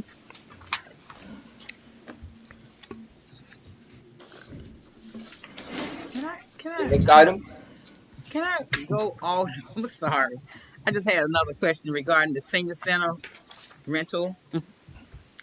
If the members of the senior center have an event, they would not be charged anything. Is that correct? That's at the pleasure of the board. Say that question again. If the senior center is having an event, Senior center. say that if the members of the senior center have an event, say Ms. Tate has scheduled an event for them, say a cookout or a dance. Oh, yeah. They won't be charged, and if it's after the hours of operation, they won't be charged anything. Is that correct? Yeah, that would be an activity for the programming and activities. But you asked another question. So if the senior center, who's a member of the center, has an outside event, such as want to have their grandchild a birthday party, and they are a citizen of the community, but they're also a member of the facility, do you all impose a charge? Yes. The same as the citizens, because okay. you're already getting the non-citizen discount. If it's not a senior citizen activity, okay, right. And the charges include the use of tables and everything, tables and chairs. Okay. That we have, all that we have available. We have over there. Okay, gotcha. And we drafted some sample contracts that we will curtail to what you all have approved this evening, shoot it to Attorney Jones, and then once it receives her endorsement, then back to the board for a final review. I'm sorry for doubling back, but it lost rotation. Well. Now, Mayor Pro Tem, you asked about a non-senior citizen sponsored event, but a senior citizen sponsored event, what? I'm saying if there's an event that Ms. Tate has scheduled for the senior citizens, if it should go after their regular operating hours, it should not be a charge. Okay, then who's coming to clean up? Are they responsible for cleaning up? Who's coming to lock up? Well, I guess she has keys then. Yeah, she'll be there, so that would be easy. Okay, so they're gonna be responsible to clean up? I would. Absolutely. Yeah, and if not, it can, transfer over to your public work guys the following day. And Ms. Tate so far has 3 volunteers, and so we would want to engage the volunteers if they're able to do as much as they can to clean up. But if not, I'm sure that we can lay over for the public works and even staff to go over and help with the cleanup for, especially if it's a senior citizen event and activities, even the board members. That's right. But I certainly wouldn't want anything food to stay in overnight, would we? Oh no, yeah, but definitely want to make sure that we clear everything out as far as foods, even if it's some extra foods to store in the refrigerator for future usage, as they will be over there daily having activities and programming. Is there a dumpster Okay. in the area? And so when that's under your town hall, but when we're no, that's okay. When we're trying to do the design for both parking lots here, there will be a pad in your south parking lot over near the tree area where it once was. So we're just waiting for FEMA to approve a design for the parking lot, obligate some funds, that is. Thank you. Okay, next item. And so the next item we have is the museum. And so maybe Board of Commissioners, you all can assist with this process. So the museum is still at a standstill. And what FEMA is looking for is the operating budget to the building before it was a museum, but when it was a town hall before 2010. So I reached out to LGC, and Ms. Edmondson was able to send a budget from 2010 to 2019, but it was for the actual museum. That's not what FEMA's looking for. They're looking for the operating budget prior to the building being utilized as a museum, when it was utilized as a town hall before 2010, so that they can reassess the funds to obligate for that building. So in the event that we're not able to find those operating budget, I presented a question to the FEMA representative, what if we are not able to find it? He said, well, these are some options to consider. Revising the mitigation to a different, less costly mitigation method, or remove the request for mitigation entirely. B, add the mitigation to the improved project scope of work with the understanding that FEMA would not provide funds for that portion of the project. FEMA would only review this as an associated action for compliance review. And C, as previously discussed, with some items proposed for the scope of work to restore to pre-disaster condition, those will be denied and have not been added to the estimated scope of work to restore to pre-disaster. And so we're meeting hopefully next week so that we can expound upon these options. But if you all have any suggestions of resources where I can secure an operating budget when the museum was a town hall What year before was that? 2010, before 2010. And Ms. So the state Edmondson, does not have it. no, Ms. Edmondson said she would continue to look, but she sent a budget, but it was only for when it was operating as a museum. So would not 2013 still work? It says any time between 2010 and 2019 when it was operating as a town hall. They need an operating budget. I got Not for a that. museum, but when it was an actual town hall. What? Anybody know? Town hall. Hmm. It When it was wasn't a town operating as hall since 20 what? It hadn't been a town When hall when since- we came in, Mary, was already the museum, to my understanding. Yeah, it was. 2013. So what years was it a town hall? Wasn't it? 1999. 99? And from 1999 to what? 20 to the That's the last time it was a museum, a town hall, right? 1999, after the flood. Yeah, what was the Correct. time frame of that it was a town hall? From 1999. Probably sometime in the 50s, if I'm not mistaken. I might can find out from Eddie Miller. Okay, whatever you all can find out before I actually have a meeting with FEMA. The LGC could not provide the information. So if you have any concrete resources, please send them my way so that we can move this museum project forward for mitigation consideration. One of the things I can give you, I'm 49. I attended Head Start in that building, and it was the town hall at that time. Oh, So I was maybe what 4 or 5 years old, and it was a town hall at that time. so with that information, if anybody can give me some operating budgets that they can actually assess for mitigation and obligating funds to move that project forward, that would be absolutely great. That's all that I have on the museum health initiative. So the staff came up with a health initiative that we will launch in April. It's called Steps with Staff.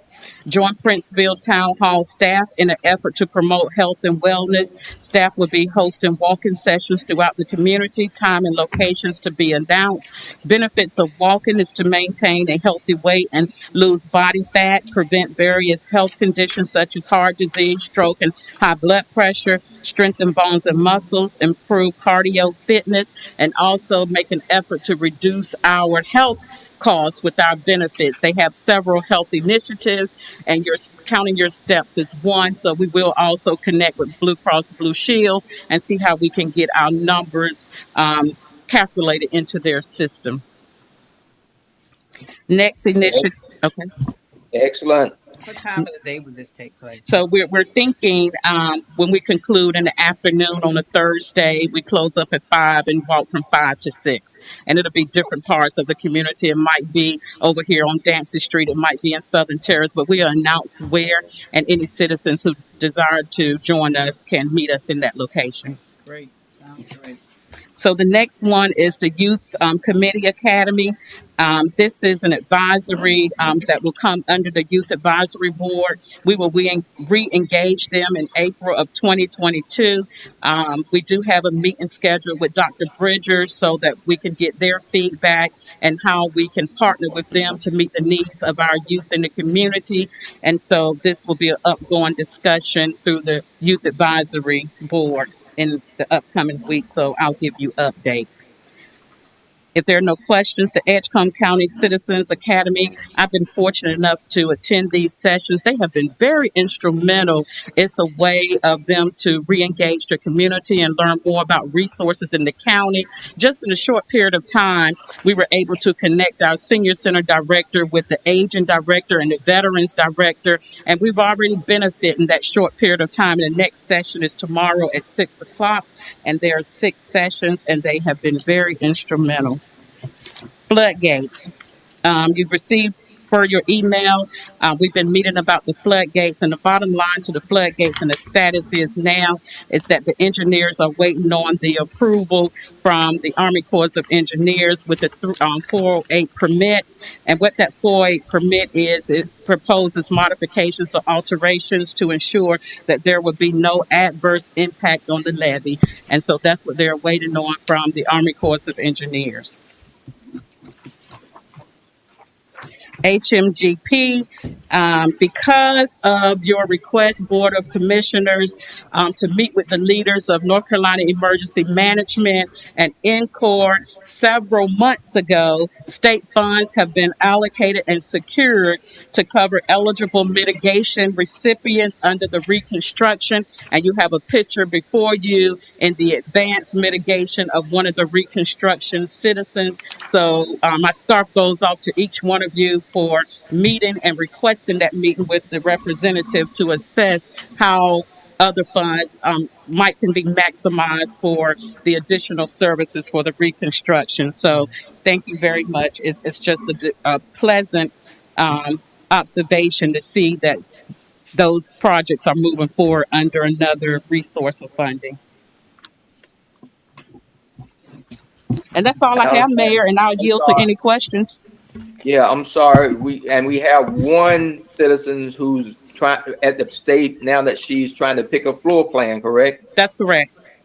And what about that third one? I haven't heard anything about the third one. So that's a different that's a different conversation. I did hear from the state representative, even these eligible citizens, they can pay 2 years of flood insurance on those mitigated projects.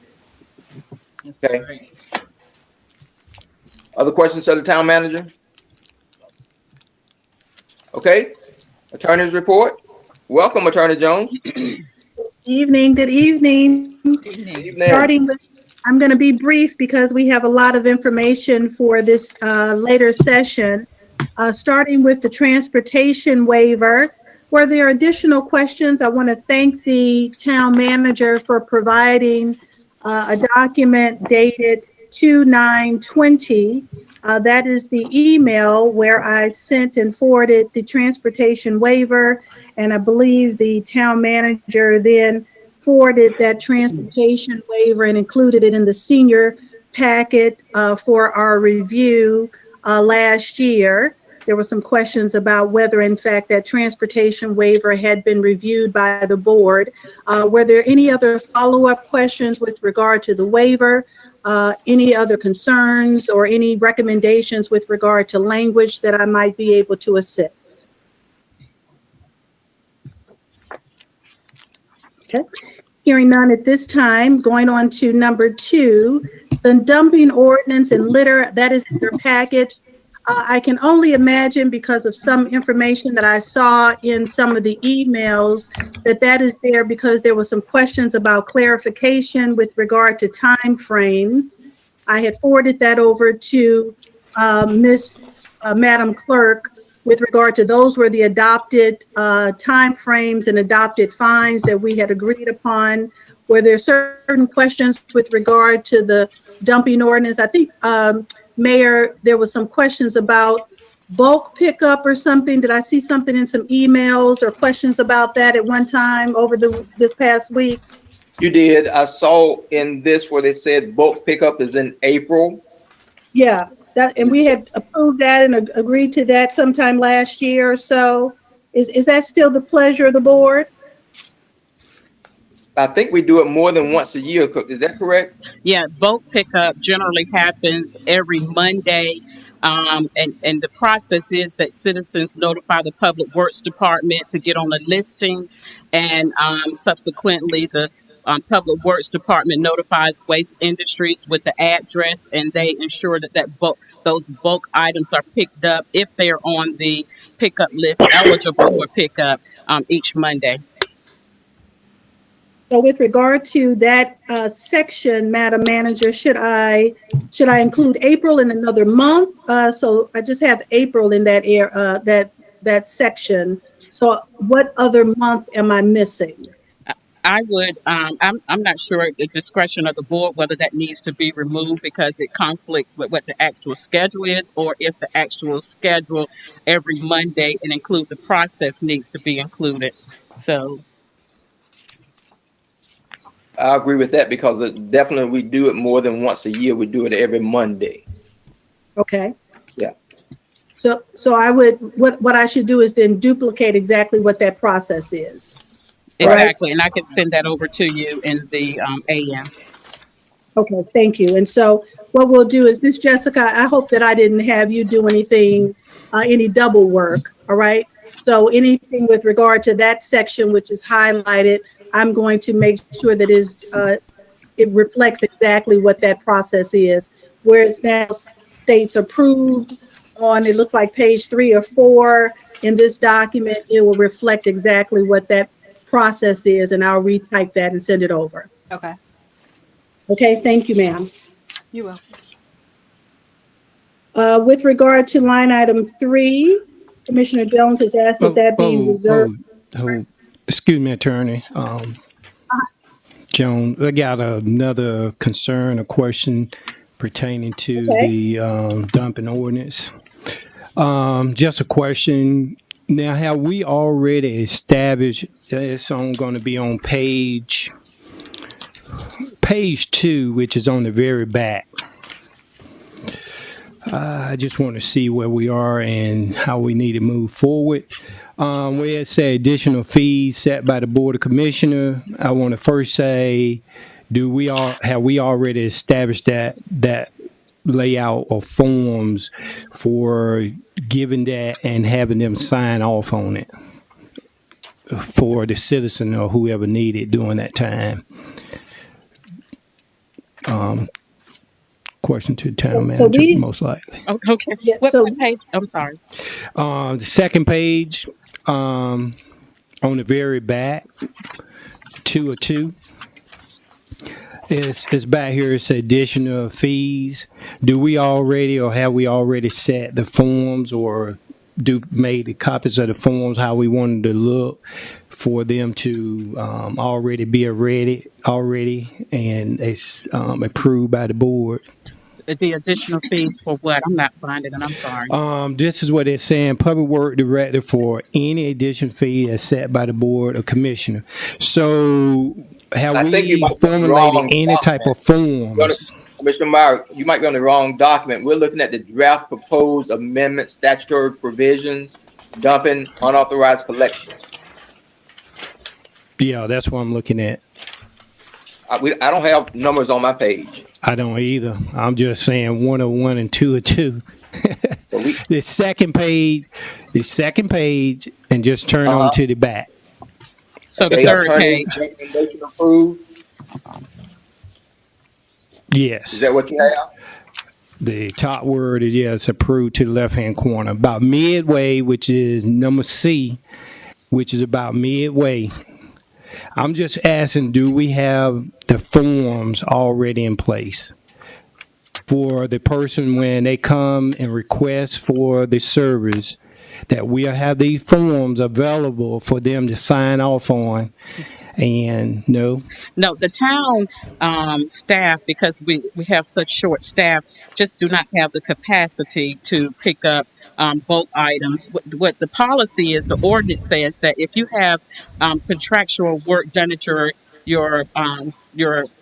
home, then it's the responsibility of that contractor to remove any debris or any remaining construction debris. So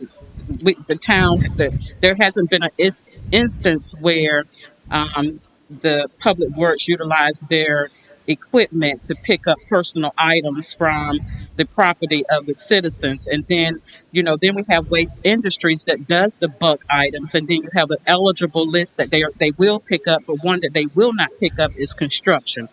And so that's what our ordinance. According to C, then we don't need this in here then. If it's saying a fee for the truck delivery and collection will be accessible based on the scheduled fee. So if we're not going to do this is something we don't need in the ordinance. I mean, in the dumping ordinance, correct? Commissioner Mark, let me be clear.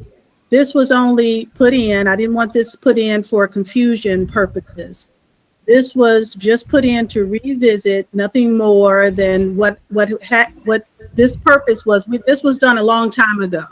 And as you remember, this was put in as a suggestion last year, and it was recommendations as I was going through and asking you to approve certain provisions. And so at that time, when I was asking you to consider certain provisions, we went through this document and went through it as a working document. So this is not the document that suggests these were the final items or not. Gotcha. This was just put in the packet because the highlighted portion that talked about April being the only time that we picked up bulk items was an item of concern. And it did not match what you're doing currently. So it was not meant to be confusing as a document that we are revisiting this evening, sir. Okay, gotcha. So I was just trying to be certain and understand this this dumping order to make sure that was something that's not going to be omitted in, and later on we find out that was the case. Thank you so much. I appreciate it. I understand. Yep, absolutely. Thank you for clarifying. Yes, ma'am. Any additional questions or clarifying questions? Okay, let's see. Now I lost my place. Okay, there we go. Number 3. The board code of ethics that has been Commissioner Jones has asked that to be removed down to the executive session. We will do that. Line item number 4, cemetery information. Thank you, Madam Manager, for finding that information. At one point, I think I had reviewed this early on. There was some data and some information that I had found early on that was articles of incorporation and nonprofit status for the Princeville Cemetery Preservation Commission. And glad that that was refound. I had it in my old office there when we were further down on Main Street. And so this was the last information we had about the cemetery. And Mayor, you kind of were part of this preservation commission at one point. Do you recall, and just a question, what the purpose was? Was your purpose at that time trying to kind of do a cleanup effort of the cemetery? Do you recall that effort? That is correct. Okay. And the parties that were also part of this organization, are they still around or involved at all? Or I see that it's basically defunct, but I see that there was some considerable effort done. Was there any other purpose outside of cleanup effort, to your knowledge? Not that I can recall, but Okay. it was reestablished later on because Mr. Plummer has passed away, Ms. Everett's passed away, Ms. Carter, she moved away. I think she's in Greensboro, and I think along with Mr. Atkins, Carlton Jones, maybe Commissioner Myrick, we started again. But now, since we got the town to clean it up, we didn't see a need to continue on. Okay, but the 4 or 5 of you guys in your civic responsibilities never actually formulated anything legally by way of filing anything with the Secretary of State, correct? I can't recall. Did we, Mr. Atkins? No, we didn't. Okay, I couldn't find anything other. These were the last documents. Okay. Okay. All right. So again, just trying to find a paper trail so that I could figure out what to do with it. So this is still not any real organizational help yet with the cemetery. We still need ultimately a plat, a better organizational structure. And eventually, once we get the town laid out a little bit, as we're going through this process, maybe ultimately some advice on how to better structure that. But these are some of the documents. And so thank you, Mayor, for just that feedback. With regard to the zoning matter, I'll have to table that because the next 2 matters have been really the bulk of my focus for the last few days. 88 acres is my understanding that our tenant has come in and paid for his next year's lease. Is that correct, Madam Manager? That's correct, as of today. Okay, and so I will make sure that the proper extensions with regard to his leasehold are in place. And also get a copy of, was that by certified check, ma'am? It was.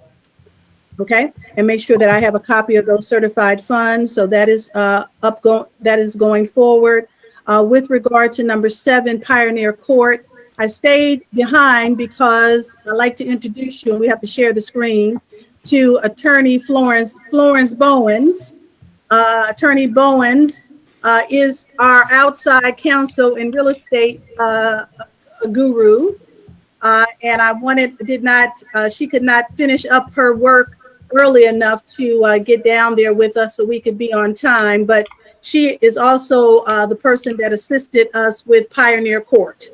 And so with helping me with the deed restrictions and making sure that we were able to close timely, I am happy to say that the Pioneer Court project, if it has not closed today, we have already executed all the documents necessary. That process is underway and it should be closed by 5 o'clock. It should have closed Friday, if not Friday, today by 5 o'clock. Okay, so I was also very happy to report that I got Ms. Bowens paid by HUD so that we don't have to pay her fees.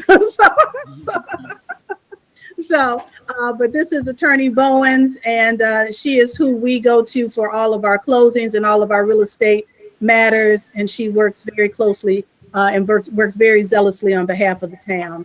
And so just wanted you to make sure that you knew her, and she did you want to say something real quick? No? Thank you, Attorney Bowens. Nice to meet everybody. Nice to meet you. All right, that is all I have, and I will until executive session. All right. Next, we have poverty to prosperity. Just some highlights of what we have. I got this. You probably have this from the town hall. From poverty to prosperity. Reached out to East Point, Freedom Hill, Social Services, Edgecombe Community College, OIC, Edgecombe County Public Schools. Received feedback from the OIC. No one from Princeville graduated from the GED program in 2020-2021. Received feedback from Freedom Hill. Only 10% of our Princeville citizens utilize services at Freedom Hill. So we have to advertise about the benefits of making sure they get their annual physicals and work with those people at Freedom Hill so they can stay healthy. Community survey. Received 19 completed surveys. Received 3 more surveys since last meeting. All citizens stated they would like to see training in the community, which we're going to try to provide.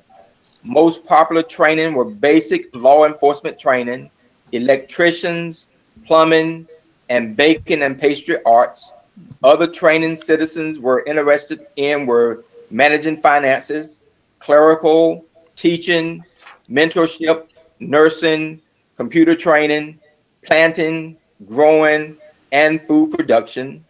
Citizens felt these trainings could create more job opportunities and keep youth off the streets. Other benefits listed were food sustainability and healthy eating and lifestyles. Out of the 22 completed surveys, only 4 thought citizens would not take advantage of the training. Most citizens were interested in having a virtual information session to discuss the program.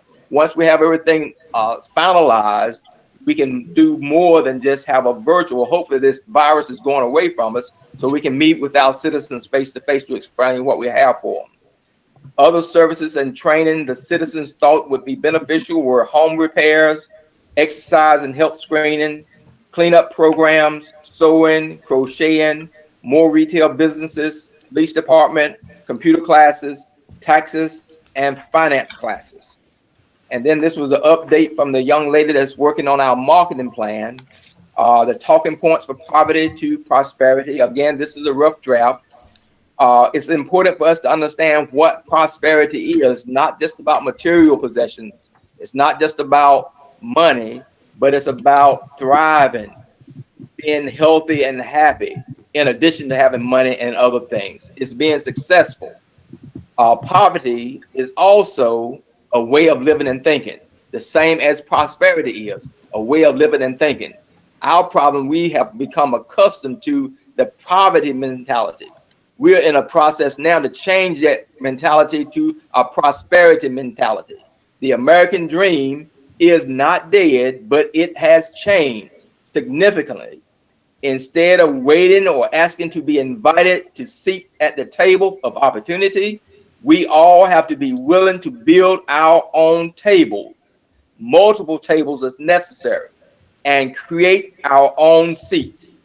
That's what poverty to prosperity is all about, creating opportunities for the citizens of Princeville to build our own tables of opportunity for our town and for us as individuals.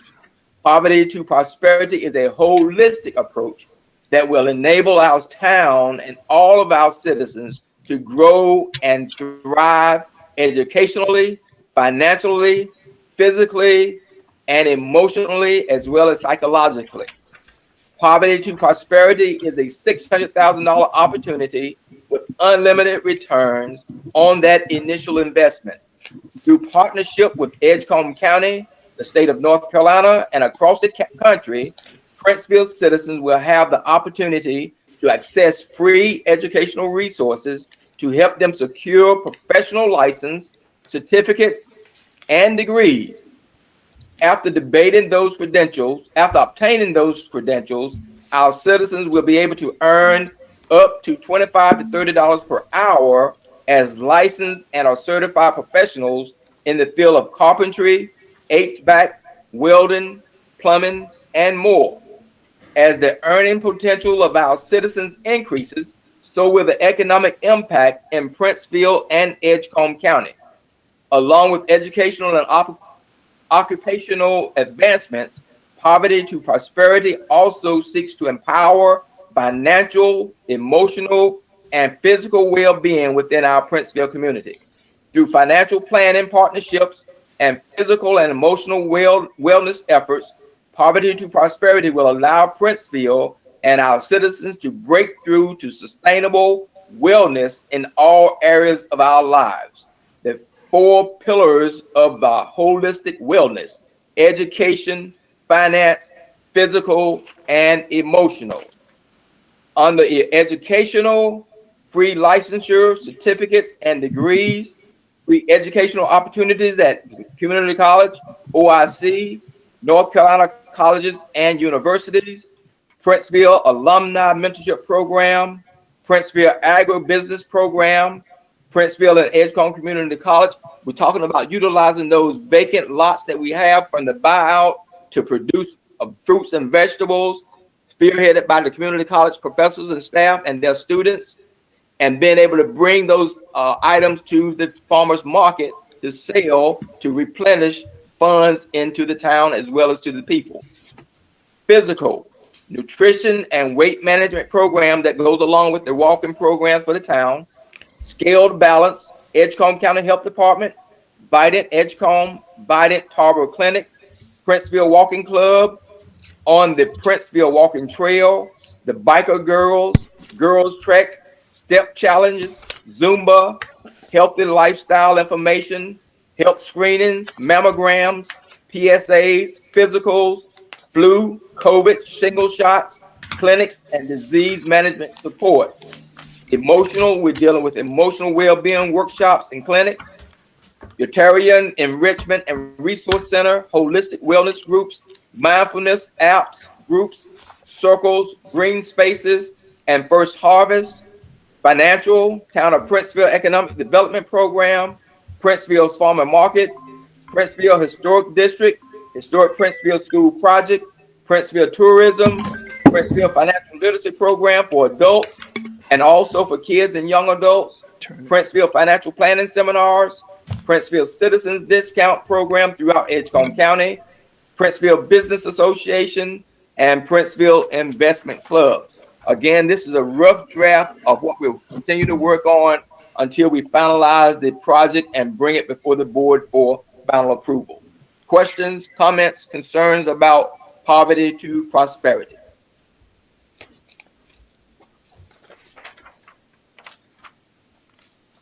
Okay, hearing none. Kanita Alumni update.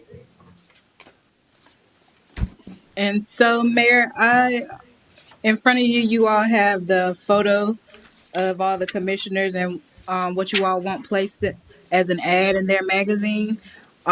She sent an email letting me know that front page cover was already taken, but they still had the back cover available for the same price.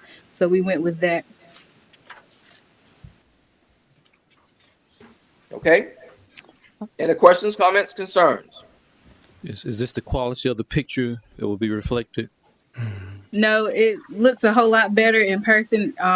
This is just how it looks upon printing it out. Okay. But the actual copy looks a whole lot better than this. Okay. Thank you. Fix that piece of hair on top of my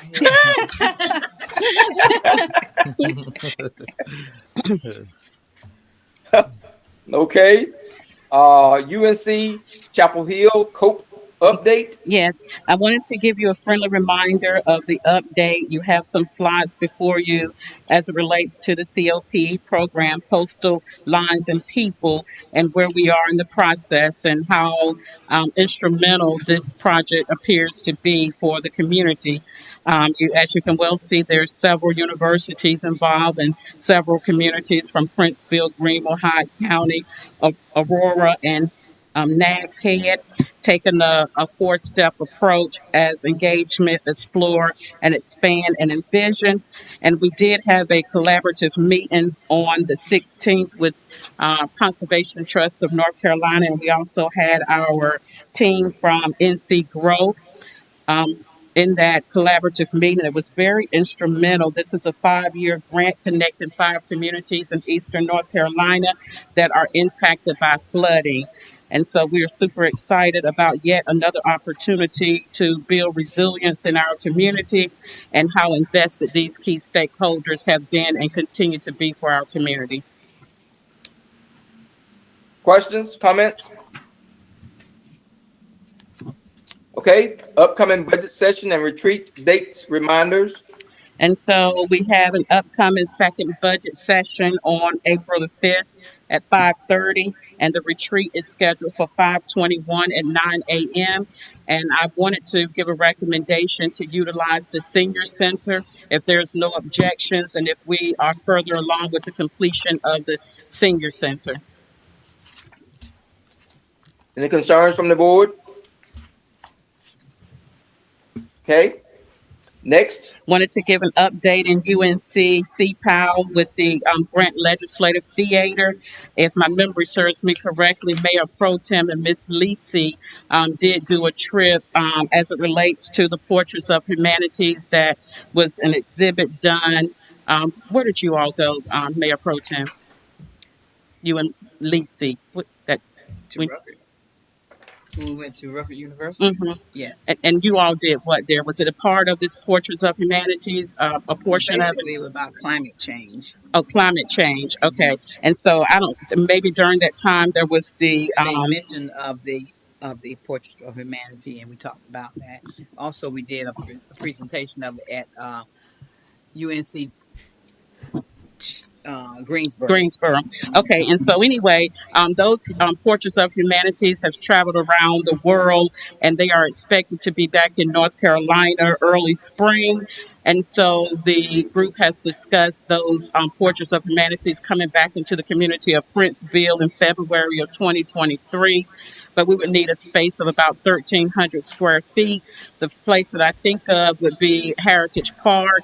Once that place is clear in February of 2023, what better place to have it? And also preparation and planning for Black History Month and the month of the Founders Day for the town of Princeville. So that can be a collaborative effort that starts now in preparation for those Portraits of Humanities to come into our community in 2023.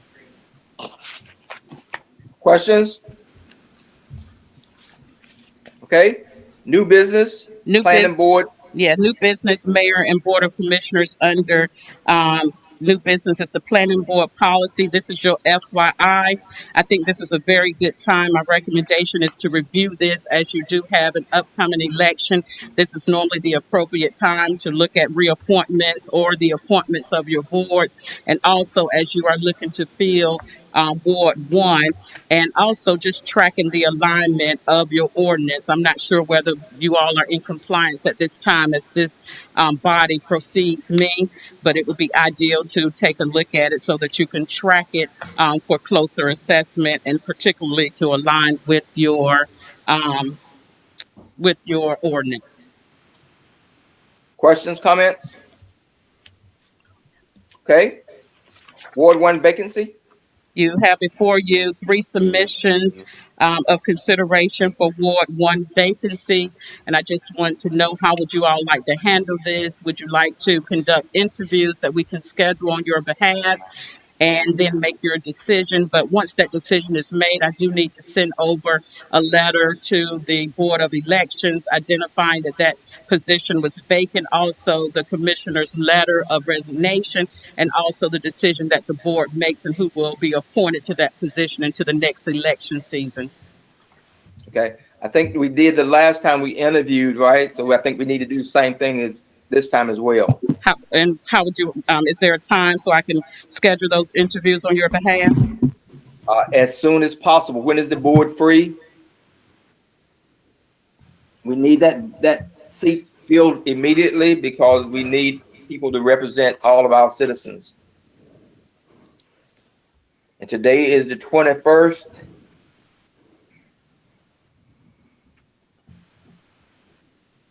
What's the best date for everyone?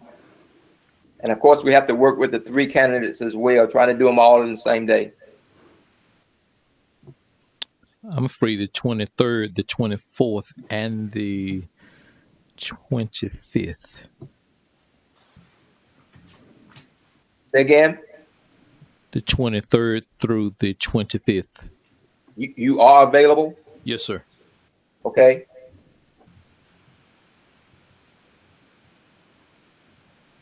Everyone else? What's the time frame? What's time is good for everybody? 5? Good for me. Huh? 5:30. 5:30? 5:30 on the 23rd? Sounds good. What day is that? Wednesday. Wednesday. Next Wednesday. Next Wednesday. This Wednesday. Today is the 21st. Wednesday. Yeah. This Wednesday. Okay. 23rd at 5:30. Is that good with everybody? Interview candidate. Yeah. And so we will make that necessary connection in the AM so that we can increase the chances of meeting this timeline for the 23rd at 5:30 here at the town hall. Okay. And so, Mayor and Board of Commissioners, you've seen this over my weekly manager's report is the training that I attended entitled Evaluating Managers and Board Performance. It was strictly for board members, but there was an invitation for managers and any other municipality staff that desired to attend. I am so delighted that I attended this training. It was very informative and has some excellent information that I have passed on to you all in hopes that it can enhance our town process and things that you can consider that's happening throughout the state. And so thank you very much for entertaining the review of these documents. And my hope is that we're able to utilize some of these resources that have proven to be effective with other municipalities. I concur 100%. I hope we can go over this during the retreat. Oh, that would be great. Yeah. And maybe we can have Miss Peg to come during the retreat. She's the one that presented this training early February. So I'll reach out to her with the permission of the board. That'd be great. Because again, I read through this thing. I'm telling you, it opened my eyes on a lot of things. Yeah. I never thought about being evaluated as a board. I really didn't know who could evaluate us as a board, but it goes into detail about how we can be successfully evaluated to help us become even better. Not only the board, but of course, working with our town manager as well. So thank you very much for your review. And I'm sorry, can I go back to retreat dates? The retreat is scheduled for 5/21. If you all would be so kind, if there's anything that you desire to be on the agenda at the retreat, we know that we will be having a budget session, having the entire proposed budget review. That is a item that will be on the agenda. But if you so desire anything else, please let our clerk know. And Mayor, you just talked about the evaluating manager and board performance, so I will include that and actually reach out to Ms. Peg to see if she can come and facilitate that conversation with you all. Sounds good to me. Everybody else, anybody having a problem with that? Anything you want to add? Okay. Commissioner Meyer brought up, we open to, are we there? New business? We are number Yeah. 4. Number 4, reopen to the public. Commissioner Meyer. Yes, I would just like to make a motion that we open the town hall back up for public hearing meeting starting next month. Can Is I there get a second? Second. Okay, it's been probably moved and second that we reopen to the public beginning next month. Are there questions? I have a question. Is there a maximum number?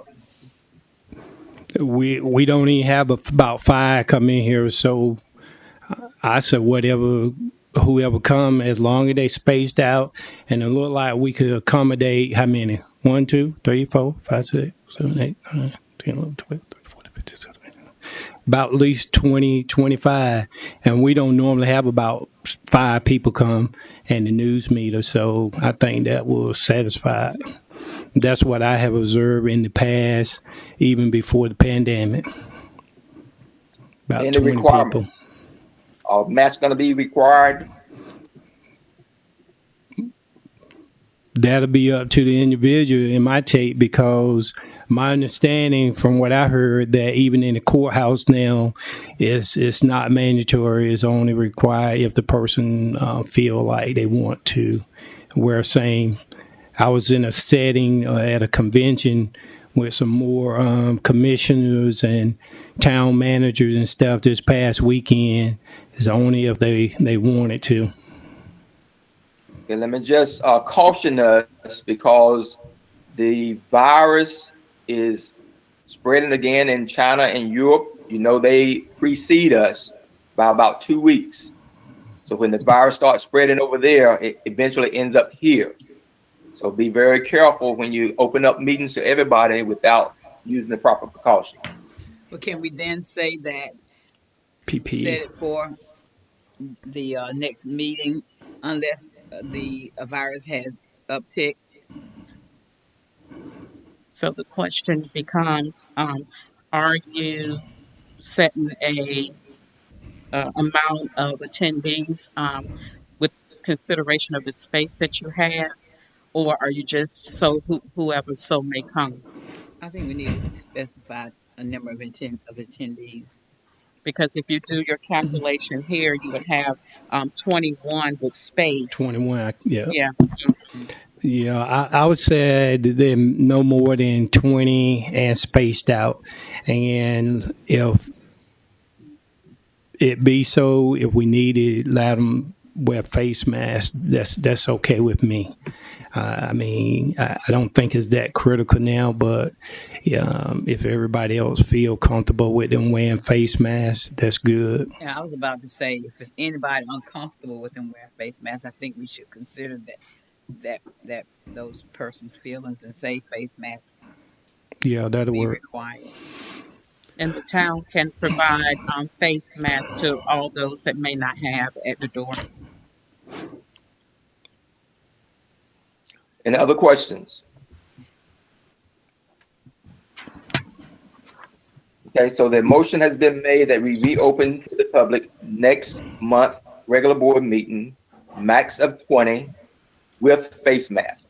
Is that what I'm hearing? Yes. Okay. All in favor, use the voting sign aye. Aye. Opposed, nay.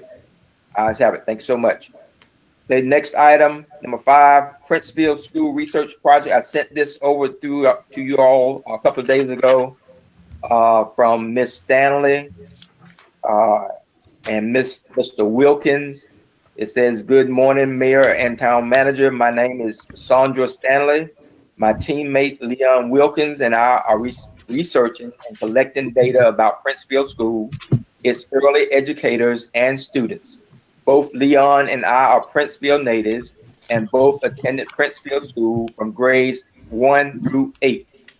Our goal is to have our information displayed in the Princeville Museum upon its reopening. I hope you agree that there is no better place to display information about Princeville School than in the actual Princeville School building. Leon and I are requesting the opportunity to fully review our project with the town's Princeville managers. Please review the attached short 3-minute video to learn more about our project, then follow up with us at your earliest convenience in addition to this email. And she gave us her telephone number. Any heartburns with, if you have not seen the video, you can check on the video and let us know how to respond to these individuals.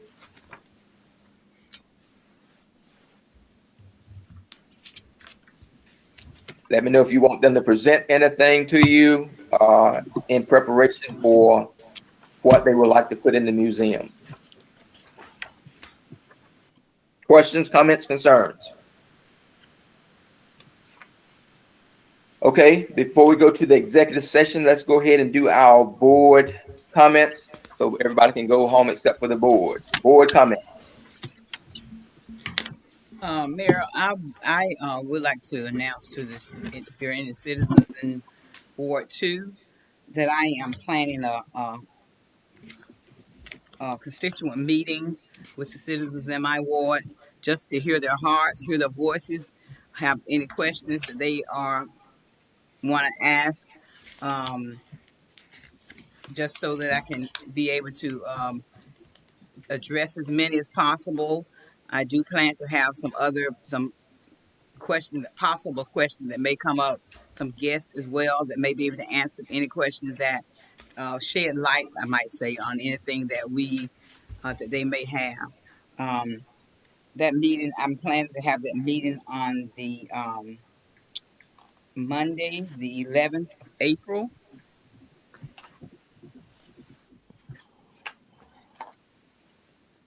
And it will be here at the town hall. And if they would call to the town hall to say that they are coming, so that we can make sure that we don't exceed the number that we will have in the town hall. Okay. What time What's that did you say? time? Thank you. 6 o'clock. What day? On the 11th. The 11th. Yes. Right. Other comments? I did send you all out the email from Dr. Nelson with the Princeville Homecoming Committee. If you have not had a chance to read through the email and let me know if you would like her or any of their members to come present for the board. I don't think they're going to be using any of our facilities, but I think we should be involved anyway. I think it's going to be very positive. So just let me know what you think. Other questions, comments? Do you want a response now, or you want it next month when they looking at coming? Anytime you're ready. Well, just put them on the agenda for next month, and if that's all they want to do. I mean, they're just coming to speak on that behalf, not to use a part. At least go and get it off the table and get it out of the way. Okay. I would like to make Anyone a else? motion. Oh, anybody? Go ahead. I would like to make a motion that we go ahead and put them on the agenda for next month so that we can move forward. Second. It's been probably moved in second that we ask Princeville Homecoming to present for us next board meeting. Other questions? All use the voting sign aye. Aye. Opposed, nay. Ayes have it. I will invite them on tomorrow. Thank you so much. Is there a motion to go into executive session? NCGS 143. Mayor, excuse me for a minute. I'm sorry. Yes. I'm sorry. You all said the meeting for the candidates is going to be March 23rd. That's 2 days from now, right? Yeah. Okay. My suggestion is to recess this meeting instead of closing it out. That way you don't have to worry about doing the 2-day requirement to call for the special call meeting. Great point. If you recess it, you won't have to do that. Great point. Great point. Because we don't have is it going to be 48 hours? We have to have at least 48 hours, right? Right. Yeah. Okay. And you can we appreciate that, Mr. Atkins, but you will have still time to call a special call meeting, Miss Jessica would have to get it out in time enough with that. With recessing, that's a great option. But if you can pause your minutes and go into a whole different meeting, that's a continuation. But both ways would be effective. The special call meeting, the emergency meeting, is that what you're saying? She would have time if Mayor, you sign off on the advertisement that she can put that out in the AM. Okay. And normally you're really good about getting signatures back to her. So it's the desire of the board. Additionally, you have to check and see if the parties are available for the 23rd, Mayor.